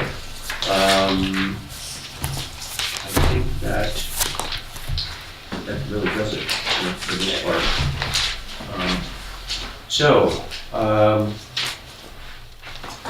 Next on the agenda, a discussion of the definition of guideline spending. So, this has to do with what I see as the need for a refinement of the definition, of our definition of guideline spending. We have been troubled as a committee by the fact that certain spending, which would, if it were coming from taxation, would definitely be within the guideline, would be counted in guideline spending. But because it comes from a fund or a donation of some other sort, that taxation does not get included in the guideline. And the classic example of this, of course, is the 4 firefighters in West Concord that are in this year's budget for, I think, $90,000, despite the fact that their full cost is something closer to $350,000.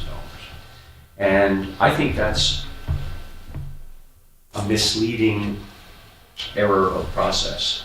And I would like us to have a policy that stated that no matter what the source, all spending, all appropriation should be within the guideline and show up as such in our reports and in our guidelines discussion. No, Connie, in a way, this is sort of like the question that you asked about at the start of the meeting, that the auditor required.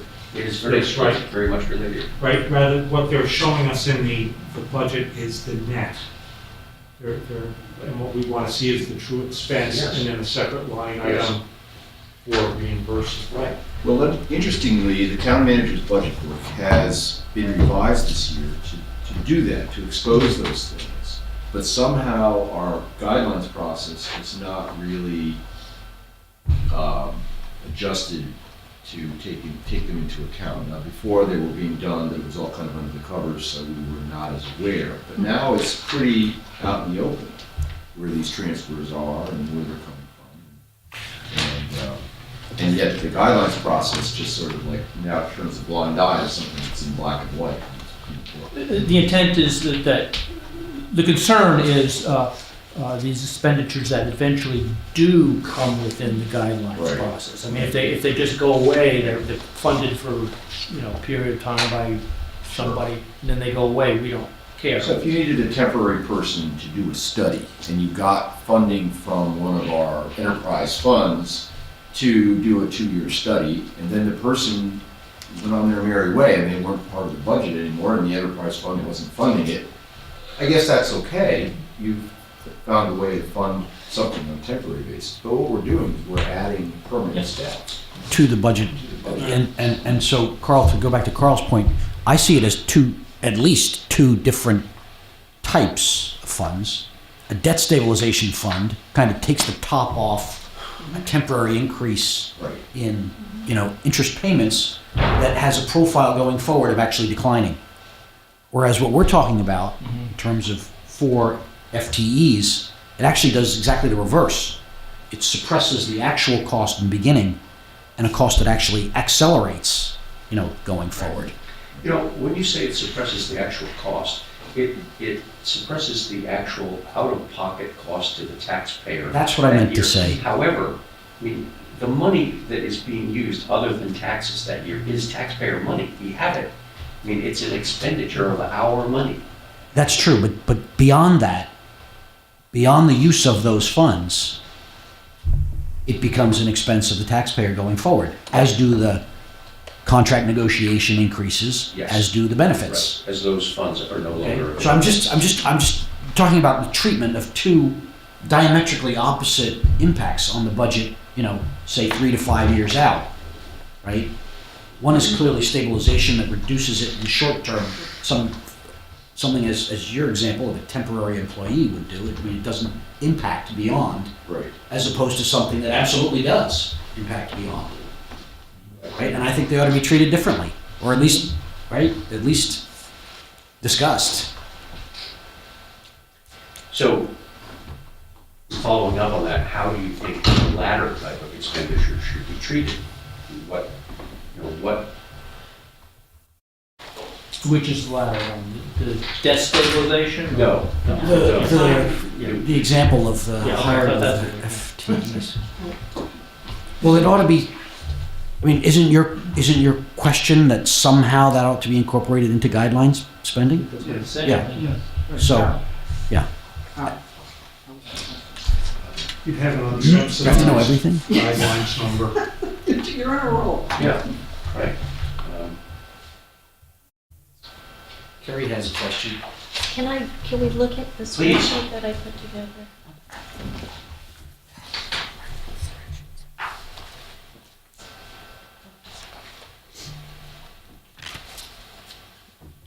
It's just one page.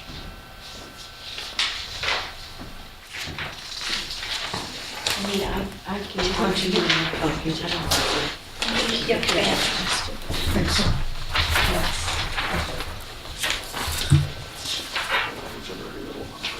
So I know. I may have to pass your glasses around too. I may need my evening glasses. So, so the chair asked me to put something together to help illustrate this, just, I think, so you can see what we're talking about. And I did put line numbers on this to make it clear, but if you go down to line 41, it says FinCom guideline, and if you look at the fiscal 20 column, you can see that the guideline is 25,299,513, and maybe that number sounds familiar because that's what you came up with under your guideline. But there is, if you go up to line 39, there is $3.4 million worth of transfers, we call them transfers and credits, coming from other sources of revenue that support the general fund budget. And this is obviously what you're talking about. And it really has always been included in the budget book, but has not been appropriated at town meeting the way that it will be presented to be appropriated this fiscal year and going forward. But just to give you a sense, the transfers, and I'm not 100% sure why we classify something as transfers and credits, and we're working through our budget process too, but the transfers are other funds, mostly enterprise funds, that are supporting, that the general fund is undertaking activities on behalf of the enterprise fund, and we charge the enterprise fund for those. So So is this a net number? Does this what- include things like the light plant payments to the town and it's net of that?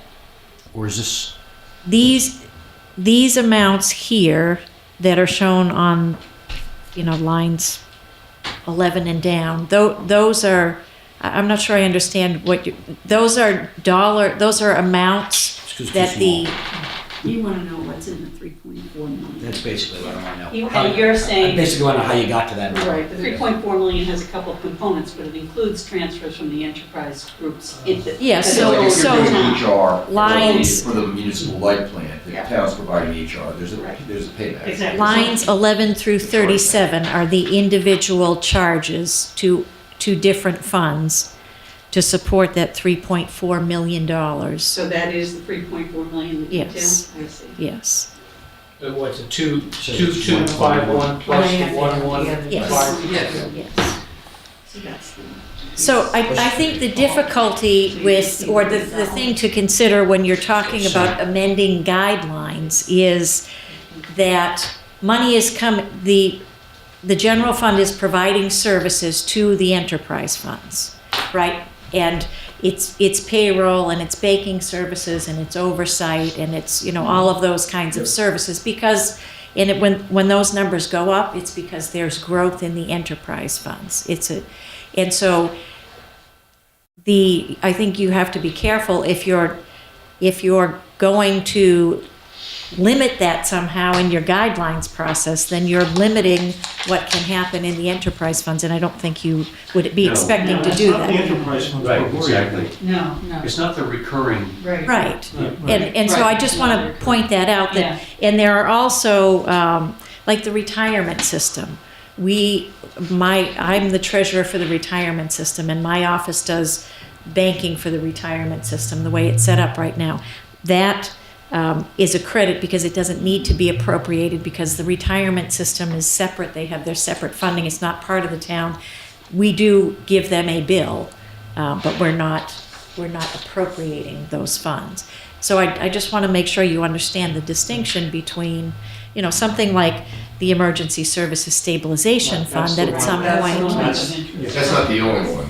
No. I have an interest in the rec department, which is, I just find that very funky this year. The, The new visitor and tourism staff member who will be included is not, this is an issue I have with page 83, 9.94 FTEs. Yeah. If you look at visitor center, we show zero change in FTEs. But if you go to visitor center on page, whatever that is, hold on, page 107, the FTEs are actually going up by, like 1 point something, 1.72. So they're not included on the, so if 9.94 is missing 1.72, we're really looking at over 11 staff increase this year. And that particular one just, got me going a little bit. Because I couldn't, in the hearing, I was unable to determine how this benefits the rec department. I just couldn't figure it out. They make some revenue on selling brochure space and putting ads in some maps, and that seemed like a pretty constant revenue line item. But this staff position is now being pulled into the town government and being funded by an enterprise fund to basically help the local businesses. I don't see how that benefits the rec department. It benefits local businesses, and the revolving fund for the rec department is a self-funding thing, and this doesn't seem to show any way that those funds somehow reaching the rec department. So somebody who's paying for summer camp is funding the visitor center tourism, person, is what it feels like to me. Just a quick response, and I don't have a whole lot of detail on that right now, but I do know that the intent is to run, that the rec department would be running some tours out of the visitor center. And that's about the depth of the response that I can provide right at this moment. Can I ask a question? Yeah. I thought we were told that the visitor center basically was essentially, through everything funding itself, that the money that was being made from, I don't know, whatever. So there's two pieces of it. If you want to get into this, there's two streams here. Yeah. Okay, we built the visitor center, and the town agreed to clean the bathrooms, and that is just something that the town agreed to pay for. Right. And we've been paying for that. Commerce was, And the Chamber of Commerce were to run the desk, and they were going to deal with, But that's the not visitor happening. function. And that was a 10-year lease, and they basically ran out of gas and came back to the town a couple of years ago and said, we really can't do this anymore. So then the town took it on, but it was sort of self-funding because they were selling ad space and maps they were handing out, and they were also at charging for brochure placement in the racks and stuff. There was a little bit of revenue, and they also ran tours, which Carrie says there's some tour business. So they ran tours. And that was somewhere in the $20,000 to $30,000 a year range, and we were basically funding the desk at 30 hours a week.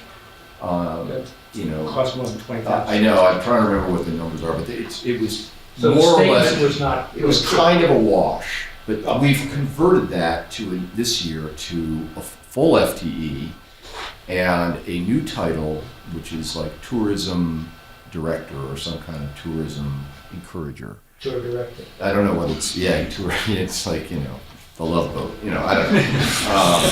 Economic development. No, it's not that. It's not It's visitor and tourism manager on page 107. Visitor and tourism manager. And that is not actually in sync with what the business partnership was looking for, which is an economic development director. That's what they wanted, and this is what we got. So it's not quite what they wanted, but and we're taking the money out of the rec department and funding this, and it doesn't seem to redound, at least in the budget, it doesn't redound to the rec department's benefit. It's kind of just going out. How much money are they taking? $79K, $60K for the visitor and tourism manager, and another $19,500, 1,500 hours, which I think is somebody sitting behind the desk. Could be wrong. That's like, I want to say that's 29 hours a week. For 50 weeks, might be 1,500. It's close. 30 hours for 50 weeks is 1,500. Has that person been hired, the FTE? No. So, anyway, that's just, I don't want to, go crazy here, but this is just weird to me. So we seem to keep coming back to FTEs as one of the things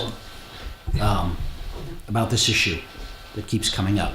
Does it make sense to think of it in those terms somehow, to carve that out and look at the impact from that? Well, If that's the major source of, As part of the guideline process, you're saying? or I don't know if we include it in the guideline process, or at least Definitely look at it in qualitative- parallel.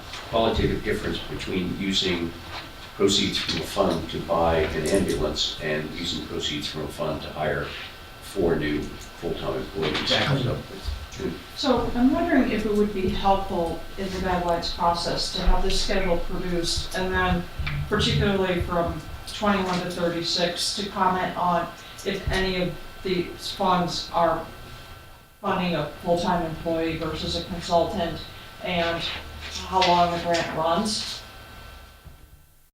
to understand the vulnerability to, you know, hypothetically that, let's say the community chest 71,000 and change, and it's a FTE, what would happen if that grant was cut, or we know that, you know, perhaps we know it was a 2-year grant, but we've hired somebody and that number is no longer going to be in that number up in the operating budget, we're going to be absorbing it or looking at.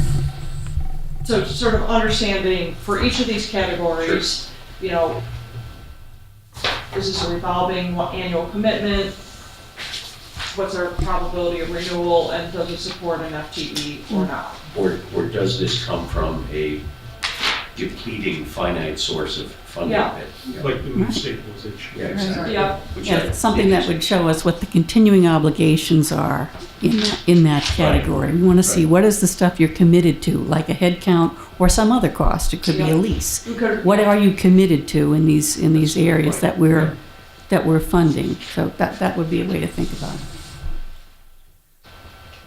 So Carrie, I think you see our concern and Yes. what we'd like to accomplish in the future. Is there a way that you would sort of suggest we codify this concern and change our process in the future so that we get the right picture, or a more Well- representative picture, I guess? I think in line with what June was saying, that if, to the extent that the budget is relying on any non-general fund sources of revenue, that there be an identification about, is it a temporary source of revenue like a grant, or is it a recurring source of revenue, and are there either temporary or recurring expenditures being proposed from those funds? I can tell you for the most part, really, it's the Emergency Services Stabilization Fund, with the exception, Dean, I understand, you know, what you're saying about recreation, but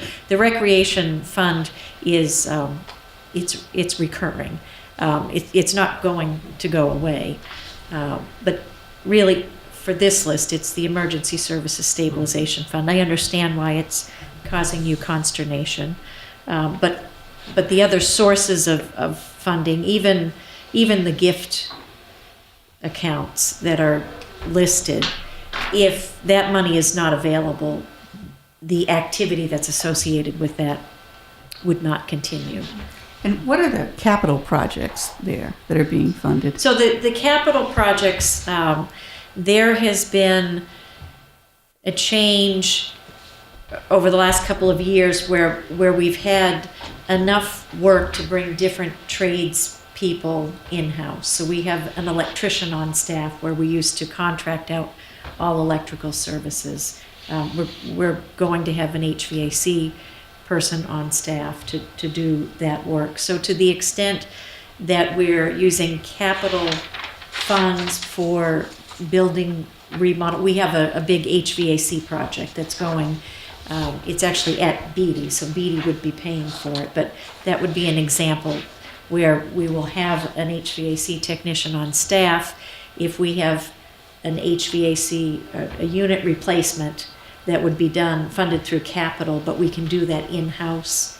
We purchase the equipment through capital, but we would charge the labor off to capital as well, because if we did it, if we hired a contractor, we would be paying for materials and labor.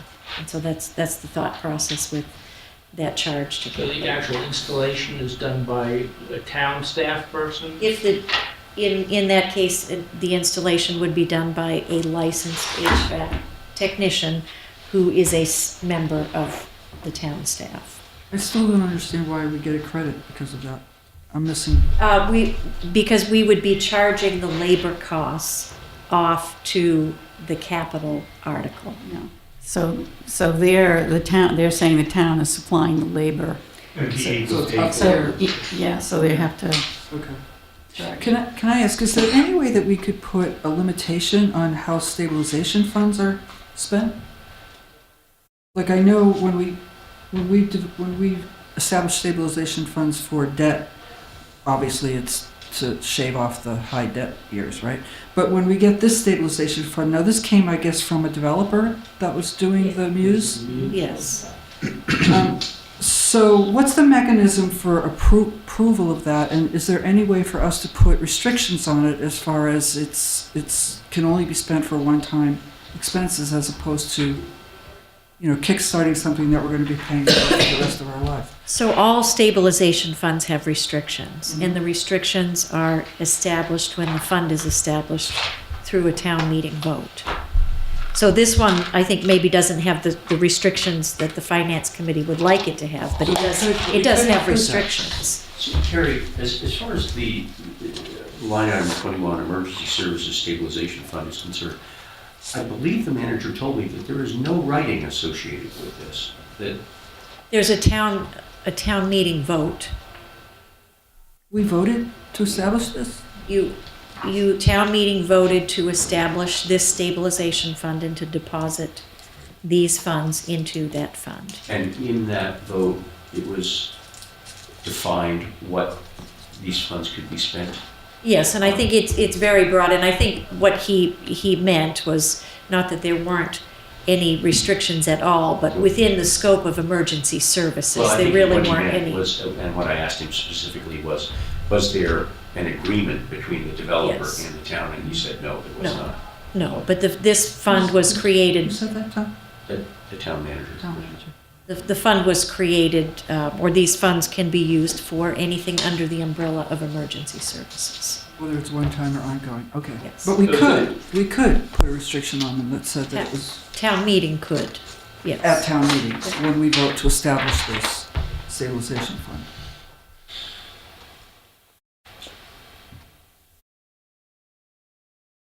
So, I'm not sure, 100% sure we've gotten exactly where I'd hoped we would get. And my goal is that in the future, we will clearly define in the context of our guidelines discussion how we're encumbering ourselves, not only this year, but in future years. The Muse funding is a classic example. Yeah. 4 years from now, we're going to be, all the taxpayers are going to be responsible for the full freight of those people. And that doesn't show up in the guideline, this year's guideline, which I think is misleading to us and anybody else who's looking. And so I'm really seeking a solution to that so that we can make these decisions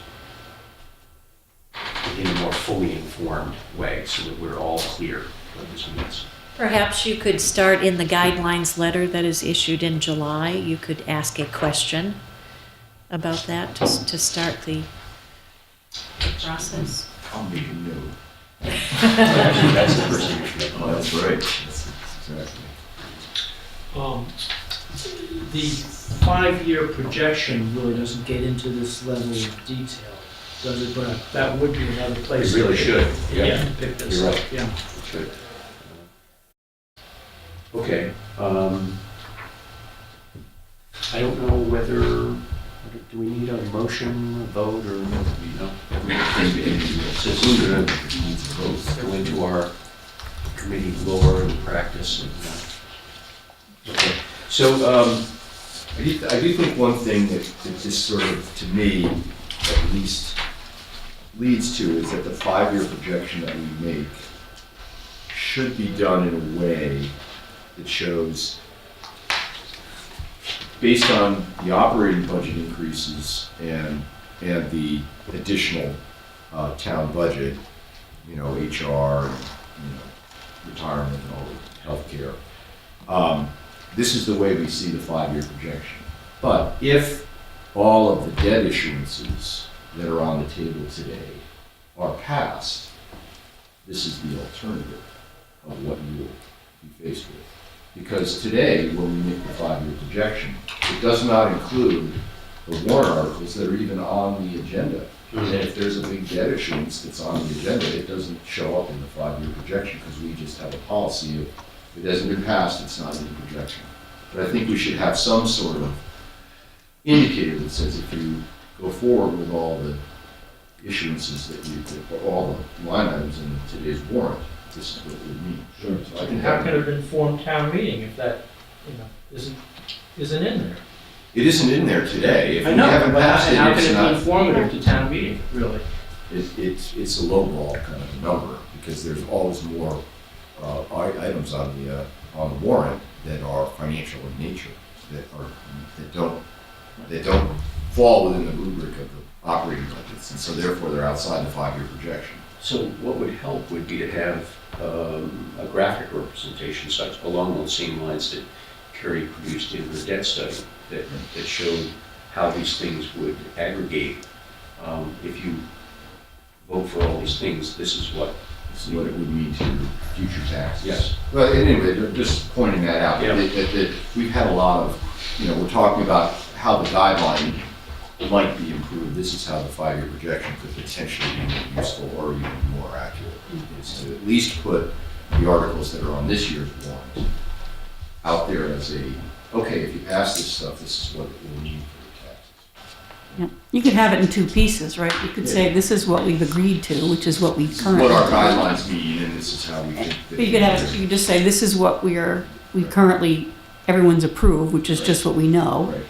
But here's what we think might happen. You can have a separate calculation that says if all these things happened, or half of them happened, you would add that to the Well, chart above. all of it, quite frankly, Christine, all of it is perspective, because we take our guideline numbers and we plug them in as though they're going to pass. Mhm. And so we just ignore any other warrant articles that may or may not pass. Like we have some debt issuances that are being requested this year, and there's just pieces that are outside. The 5-year projection, does that get any, how do people get exposed to that other than looking in the FinCom report? That is where it is. And it's as it was requested in the petition article, that it would be included in the FinCom report. That's where it is. It's probably a good idea to go through FinCom and take out things like that are particularly important and put them in a separate pack that you were discussing earlier, separate slide information.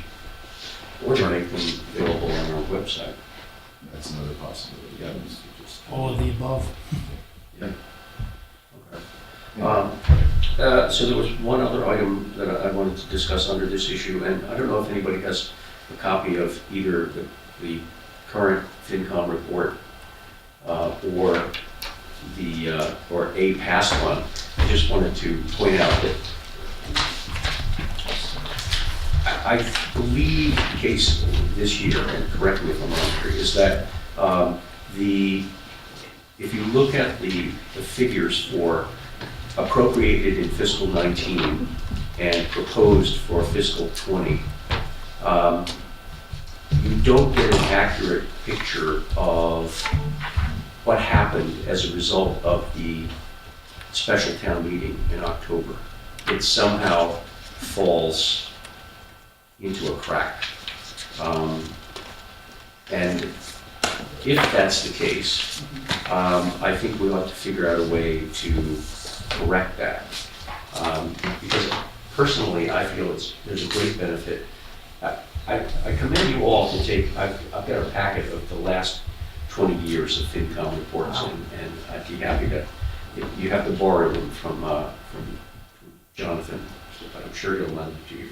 But if you go through them and you look at appropriated the past year and proposed this year, and just going through each sequential report and seeing how things change year on year, it's really informative.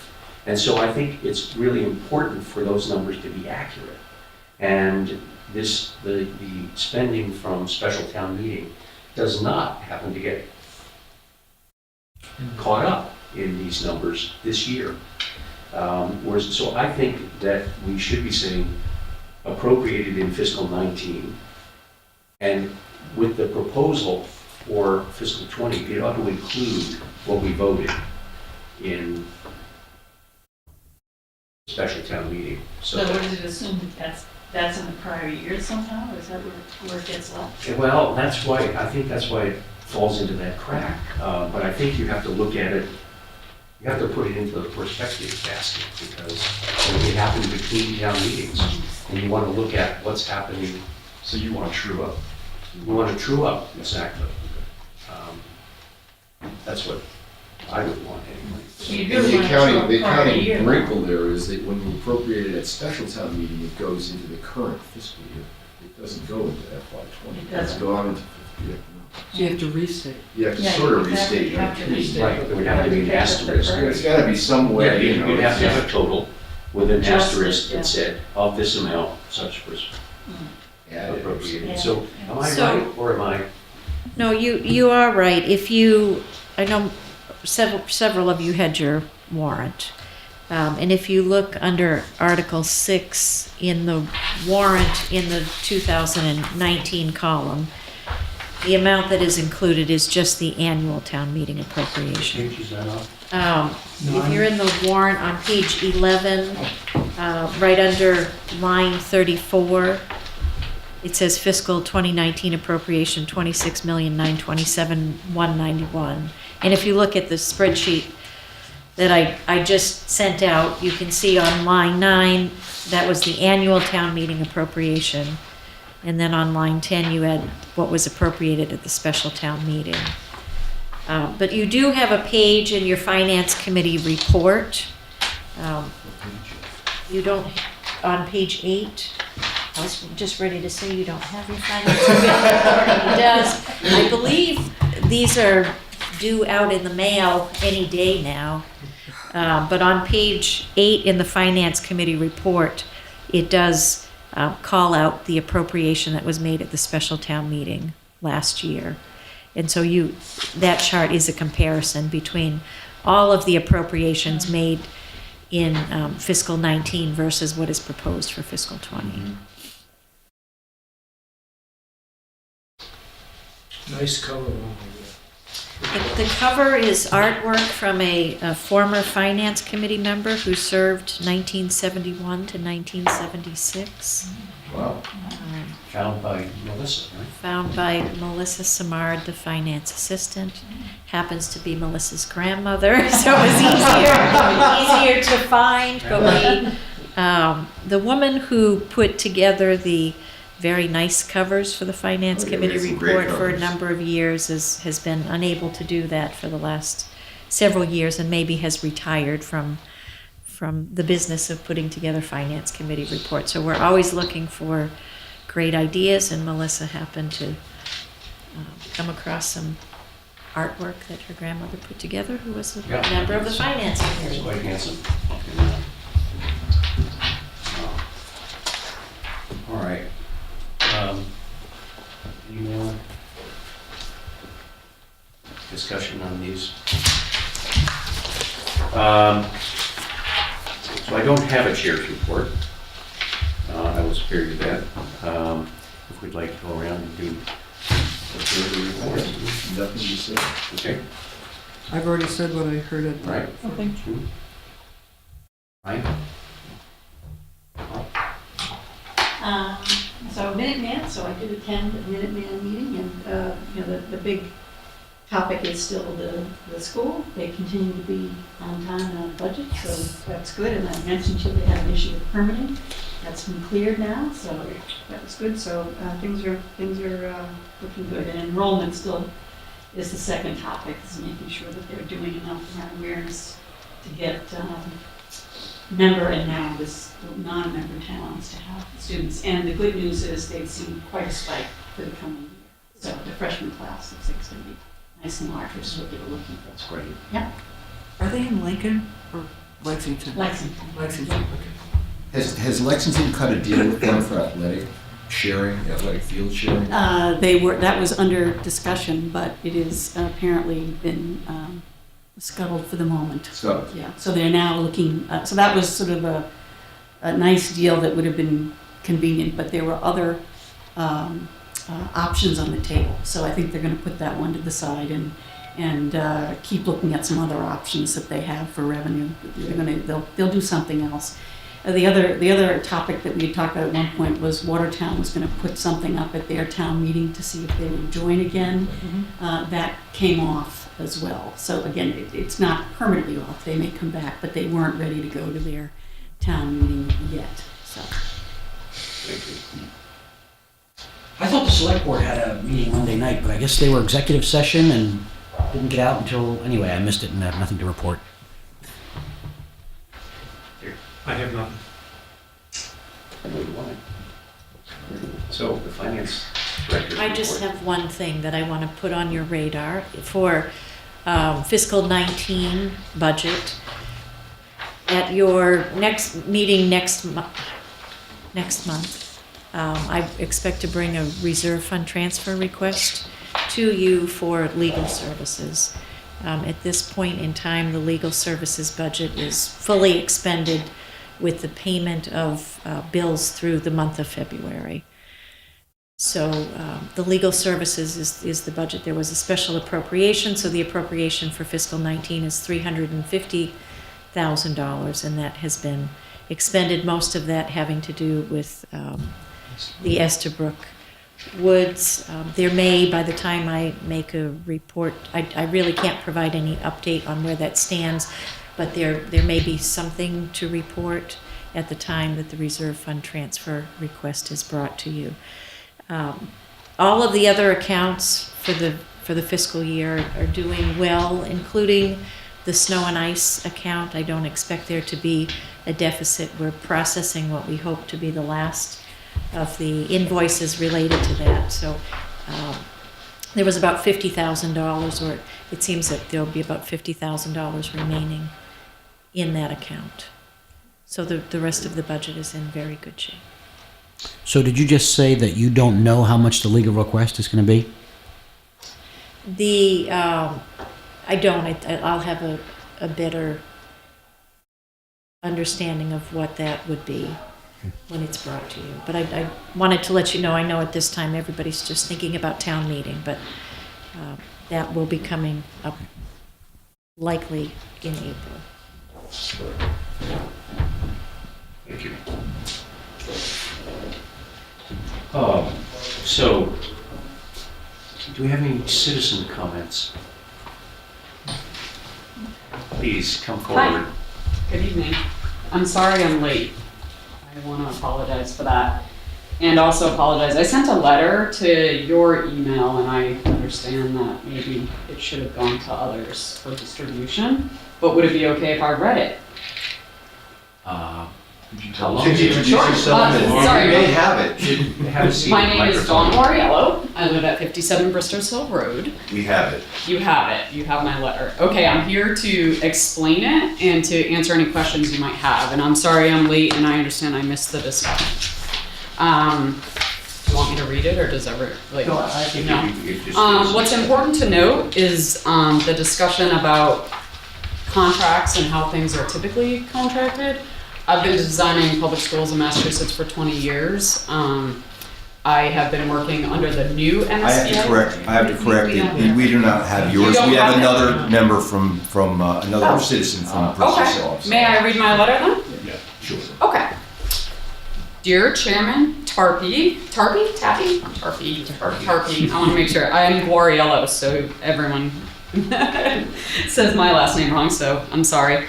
And fellow Finance Committee members. My name is Dawn Guariello. I live at 57 Bristers Hill Road. I'm a licensed architect with 20 years experience designing public schools in Massachusetts.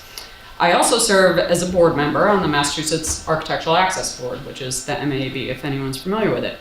It's worth noting I've recently become involved in the Facilities Planning Committee, charged by the school committee with visioning for the future middle school project. For reference, I just moved to Concord last year. So I'm new to town and have 2 young kids, one of which goes to Alcott, the other one goes to Concord Integrated Preschool and Concord Children's Center. So I'm writing in response to your recommendation to fund $750,000 of the $1.5 million requested for the feasibility study and schematic design for the Concord Middle School via warrant Article 14 at the April town meeting.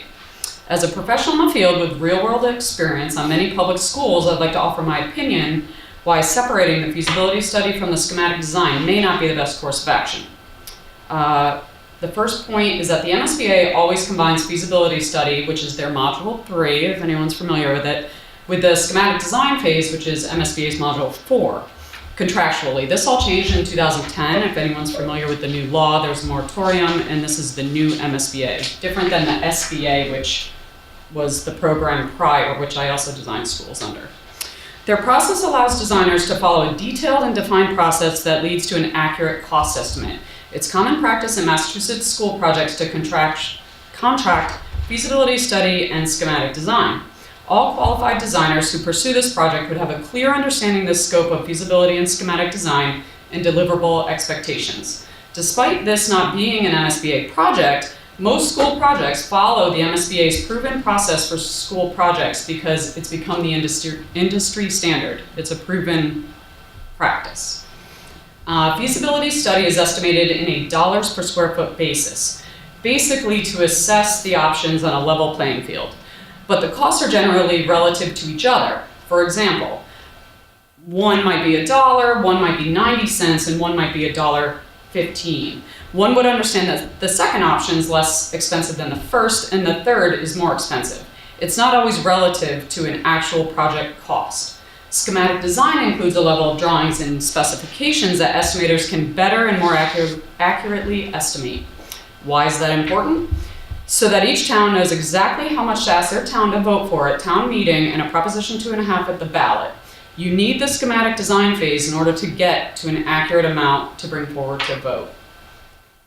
If anyone's following any school projects out there, that's how it works. Design professionals and construction managers negotiate full contract fees based on total construction cost. It's best to negotiate based on an accurate estimate of schematic level drawings and specs rather than feasibility costs, which is done on a square footage basis, because this reduces risk when negotiating this way. And lastly, the warrant article for the feasibility study is a not to exceed amount. This amount gives the town the flexibility to negotiate fees for designers and OPM services to include proper testing, geotechnical, environmental, geoenvironmental testing appropriate to this phase of design. In my professional opinion, this amount is fair and reasonable. So lastly, education is different today than it was 50 years ago when the current buildings were designed. And Concord students deserve a modern, flexible building where learning is celebrated, students are fully supported, and educators have the tools they need to implement a top-notch educational plan. I appreciate your time and hope you reconsider supporting the full and fair amount requested by the school committee on Article 14. Thank you. So may I also follow up with a couple excerpts. One is from a standard MSBA RFS, which is a request for services, which is the standard document that they put out for architectural design services. The owner, this is their language, straight out of their template for a RFS that they give to every single town, that even when schools, I've worked on a Newton non-MSBA school, Zervis school, if anyone's familiar with it, we followed their exact contract, their exact process in a manner because it's proven and it's how school buildings are designed now in Massachusetts. The owner is seeking design services to conduct a feasibility study which will include the development and evaluation of potential alternative solutions and continue through the schematic design phase of the preferred alternative initially. Subject to the approval of a project by the MSBA and further subject to adequate funding authorized by the owner, the contract between the owner and designer may be amended. They don't have to, but it may be amended to include continued designer services through design development, construction contract documents, bidding, and construction. So that's their standard RFS, which goes out on every single project.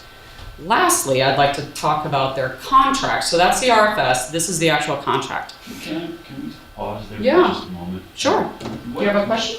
I do. Yeah. When you were elaborating on the RFS, you had mentioned preferred alternative initially. Yeah, so what they do What is is their process is a two-step feasibility and a single-step schematic design.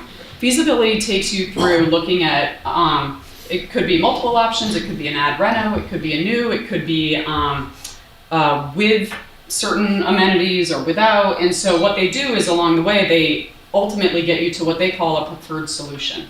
And you take that, that's at the end of feasibility, and you take that preferred solution into schematic design. So you draw one option.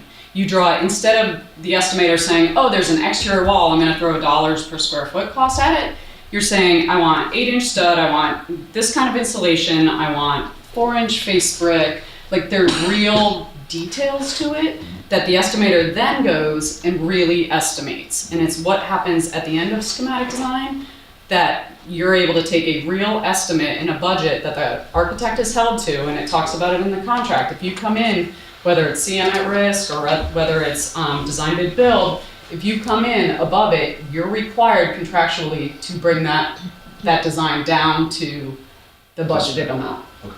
So that's why it's important to have schematic design. It's really important. Because if you just throw a dollars per square foot number out there, ask your taxpayers to approve this vote, and then they, what if geotechnical wasn't done? What if you need piles? What if you need a structural slab? All of these things are determined in schematic design. That's not to say you know everything, but you do your best. You reduce your risk, and when you know what you're doing and what you're dealt with, you can budget for it. Then you have a real number that you take to the taxpayers, and they vote on that number. Thanks. You're welcome. So, not to interrupt terribly, Sure. but the basics about how we thought about this was to just cleave and say, we are okay with getting the feasibility done, and then just rebid, come back, this is actually a separate thing, doing a schematic design. And what you're saying is, oh, this is always done this way, but we're sort of saying, we're not on board with all of it.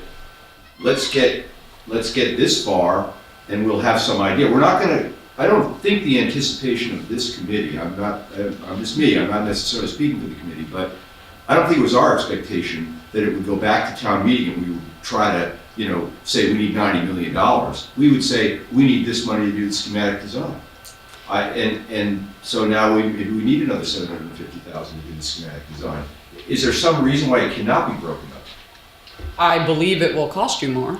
I don't believe someone's gonna, a designer would give you the same fee for doing it all together and completing it than they would to piecemeal it. Does that make sense? No, it doesn't, because you're gonna to do the schematic design, I presume, it's been budgeted as more than doing a feasibility study by a lot. 400 for one, or 300 for one, and 500 for the schematic design. Well, there's more work in schematic. That's right. So what I'm saying is, why is it more? It seems like it's distinct work. It's developing a set of drawings and specifications that's specific to one design. Right. So in feasibility, you're looking at maybe 3 or 4, sometimes Right. 12. And to continue through to schematic design then gets you, so one, it'll take longer. When are you going to appropriate the additional 750? That was not clear. One of the things we actually talked about was whether the school committee would come back with a special town meeting request to get it, oh, we're really ready to go and we think this is great. Let's go.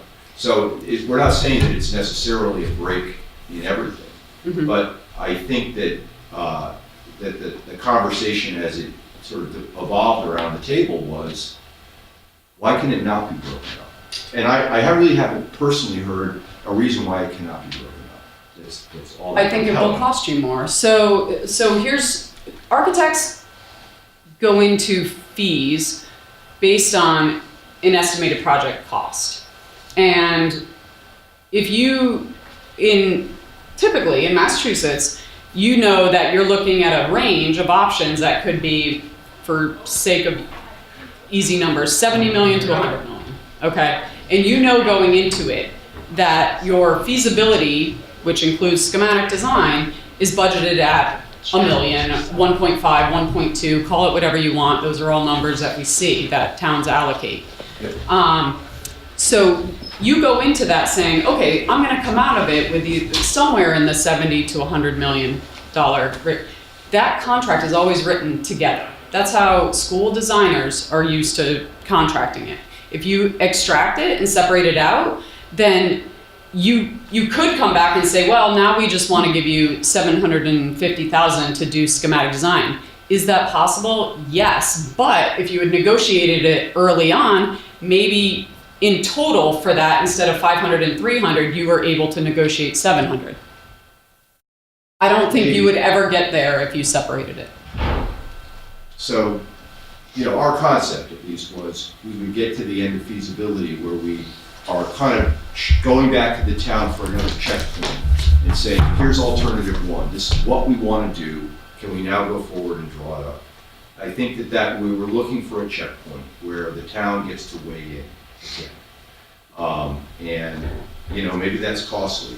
Yeah. Concord tends to do things that way. That's not to say they couldn't weigh in, but I think as a designer, I was at a community meeting in Lowell on Monday morning, giving them an update. They're about to go in front of the board for their high school in a couple weeks, and then their city council will vote on the 23rd. We always do community, updates and let the community weigh in, but at a point where it's extracted contractually, that's just not how school designers are used to working, because I'll be totally and upfront honest with you. Architects don't make money in feasibility. There's no money to be made. Often we lose money. And case in point, my project's losing money hand over fist in Lowell High School because of how much we've had to do there. But you do full service when your contract is amended and you get the full service. Now I'm looking at a $350 million school, right? So I only got 2 point something to do the feasibility, which took me 3 years. In the end, I'm getting a much higher fee on the full service. So a lot of school architects, and you can ask around, you can, talk to others. What's happening is they're accepting up front that, okay, it's going to be $1 million, 1.2, 1.5. In the case of Lowell, it's 2.1 or something. And they're accepting that, okay, for a year and a half, 2 years, that's our fee. We can budget to it. We know the expectations. They're managed. We know exactly the process to get through feasibility. We know exactly what we need to draw to get an accurate cost estimate and the testing that needs to be done. And when you get there, then you amend your contract, you negotiate a full service fee. So this is a point that I think is, Carl, you can weigh in here, but that is it common practice that at the point where you finish schematic design, you just pretty much just continue with an amendment? Or does it really go back out to bid, and how often does it become another person's responsibility to take on that schematic design and all of the risk or associated liability associated with that and have to work off those plans? It does happen. It's happening right now with the OPM in Waltham, if anyone's following that project. Same thing with the owner's project manager. So you always contract feasibility and schematic design, and then there's an option to go into full service. You don't have to take that option. The architect could back out, the owner could back out. It happens, it's rare. Usually you establish a good working professional relationship, and provided the negotiation is fair, then often it moves into full service, but it doesn't always. And in the case of Waltham, they went out with a new RFS for an OPM, and it does happen. And I've had to take on projects that other people have not been contracted for. And what you're held to is their budget, basically. So those set of drawings, you hope that they were good, that they were good enough, that you had the testing you needed, right? This is the risk that Carl was. Yeah. And so that's what I'm saying is, like, by doing it this way, you reduce your risk because you know what you're getting up front. You know a final number to bring to the town to vote for. And then from then on, the architect has 3 more opportunities: design development, 60% CDs and 90% CDs, to have the cost estimate come in on budget. Otherwise, there's value engineering. I was just going to ask, perhaps one of you can remind me, how did we arrive at the 1.5? How did the school committee arrive at the 1.5? As a quote, maybe you might want to elaborate on that. That was the baseline number that we started with, split it in half. So in your professional opinion, going out with a 1.5 bid, is that sort of in the normal range of feasibility schematic? Yes. If we see something for $750, we don't tend to pursue it because it's frankly, it depends on the project, but it's just not enough money to get testing. You need to have proper testing. You need to have an owner's project manager. Owner's project manager typically is like a third, right? And then testing is usually a third. So can you give us a spectrum of pricing that would generally kind of be in the ballpark? Where does 1.5 fit on the spectrum of pricing? Well, I just told you Lowell was 2.1, I think. They did they did PSR twice, so they had an added amount. And what was, do you have a general size, like a price tag on what the school's, like is it a $90 million school? It's a $343 million. $343 million school. So they're doing a $2.5 million feasibility schematic study on a $300 million school, and we're talking about a $90 million school? It's almost, it doesn't so much matter the size. It does matter that like elementary schools or maybe sometimes less, high schools tend to be a tiny bit more. But in general, feasibility fees are in and about, the lowest I've ever seen taken on in my firm is say 800 to 900. We like to see over $1 million, 1.5 is fair. Like we're taking out 1.2, 1.4, like it depends. Every town is different. It depends on the expectation. And when these bids go out, because and I could be thinking about this wrong, so please help guide me. But as we go through public record here, we put a bid out for 1.5. If I'm an architect, I'm thinking, okay, the bid's 1.5, so I'm going to bid up as close to 1.5 as I can to be competitive. So if everybody's sort of gaining that, we're going to be spending 1.5 whether you like it or not. So how does that work? So you have good people at the table to negotiate that do this for a living. You go out, the MSBA has they are so transparent. You can find out every single designer fee from 2010 until now, what the designer makes, what the OPM makes, and what testing costs. You can also find out what full service costs, so you can, because sometimes, and you have to see this through the lens of architects, I already admitted we don't make any money in feasibility. So often you may see some firms take it for what it is, and then you see a higher percentage of fee for full service, and that's often where they are able to make any money. So you might see a 10% fee on a full service, that's significant compared to $100 million feasibility fee.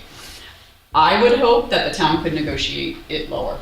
It's not an MSBA project. MSBA has a lot of deliverables. There are binders like this. I kid you not, every project I have for PDP, which is Preferred Design Program, that's their first feasibility phase. PSR, which is Preferred Schematic Report, and then Schematic Design. I have binders like this for every project I work on. It's all this writing, it's every meeting note from every public meeting you've been to. There are all these things that you have to write.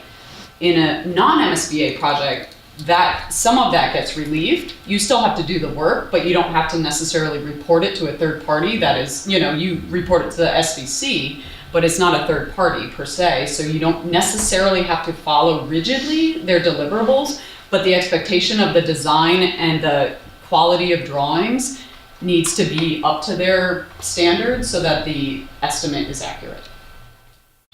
So the negotiating is key. And I think if you have the right people at the table, then they will do the research and they will say, well, industry standard says it's this. I think you would never go over 1.5. If you could get down around 1.2, I'd be thrilled. It'd save the town money. They only need to spend what they negotiate. And the OPM is negotiable, the architect's negotiable, testing is usually something that's, it's across the board, pretty standard. Any other questions? I was going to read the contract, but you get my point, is that it basically is saying the same thing that the RFS is that you need to deliver feasibility, deliver schematic design, and then there's the option to amend your contract to move forward design development, construction documents. Are those documents to which you're referring attached to your email? They aren't, but I can attach them. They're long. You have to go looking for the blurbs. I could snip it if you just want to read the portion that I shared. The contracts are extensive. Luminous. Yes, and but I know where to look, so I happen to find them, and I can attach them. Sure. Although I already sent it to Carrie, but I'll follow up and send those, Okay. so you can read the excerpts, the paragraphs. And please tell me again, in what capacity you're serving the town? Are you actually? I have completed my service with the town. It was a 3-meeting visioning session with the facilities planning committee. Okay. Through the school committee. So they heard that I had moved to town, that I had school experience. I do visioning regularly for all the projects that I work on. It's an MSBA requirement. So they tapped into my expertise, and I participated for those 3 meetings. And I think had a lot of great outcome and conversation. I think I was at the school committee meeting where you. You sat next to me. I recall the school committee members jumping on you like. Right. I mean, when you design schools and there's a school project, it's a unique niche. It's not, residential architects don't do what we do. It's just so, and again, I don't do residential work, so, don't ask me to come look at your house because I can offer opinions, but it's so different and it's a unique niche. And so when you do it for a living and have been doing it for as long as I have, my firm got bought by a bigger firm because they kept trying to do schools and couldn't. It's a very hard market to get into. And so basically out of school, I started working for a firm, that Flansburgh Associates, that did schools, and I've been designing schools ever since. Great. Any other questions? Okay, thank you. I appreciate your time, and sorry again that I was late. Appreciate yours. It's been a week of night meetings, so I appreciate it. Thank you. Let's see, Phil, you're at the tail end. That was. I apologize for being late. I just got out of a class that I teach. So. The one thing Phil might want to be aware of is he might be nominated to work in the future that he needs to know about. So, if you don't come, you get a son. It was unanimous. Discuss that. I don't think it's anything that you would fail to tackle enthusiastically. So, all right. If there's no other business, I would entertain a motion. Second. I did want to say one thing. Last night, I was watching the news, and a representative, Barbara Lee from California, was speaking. Basically, it was relative to the cutting of the funding for the Special Olympics. But she made a statement that just came out just very clear. She said, a budget is a moral document. Just wanted to share that with you. There you go. Okay. Thank you. All right. We have a motion on the table. All those in favor, please leave.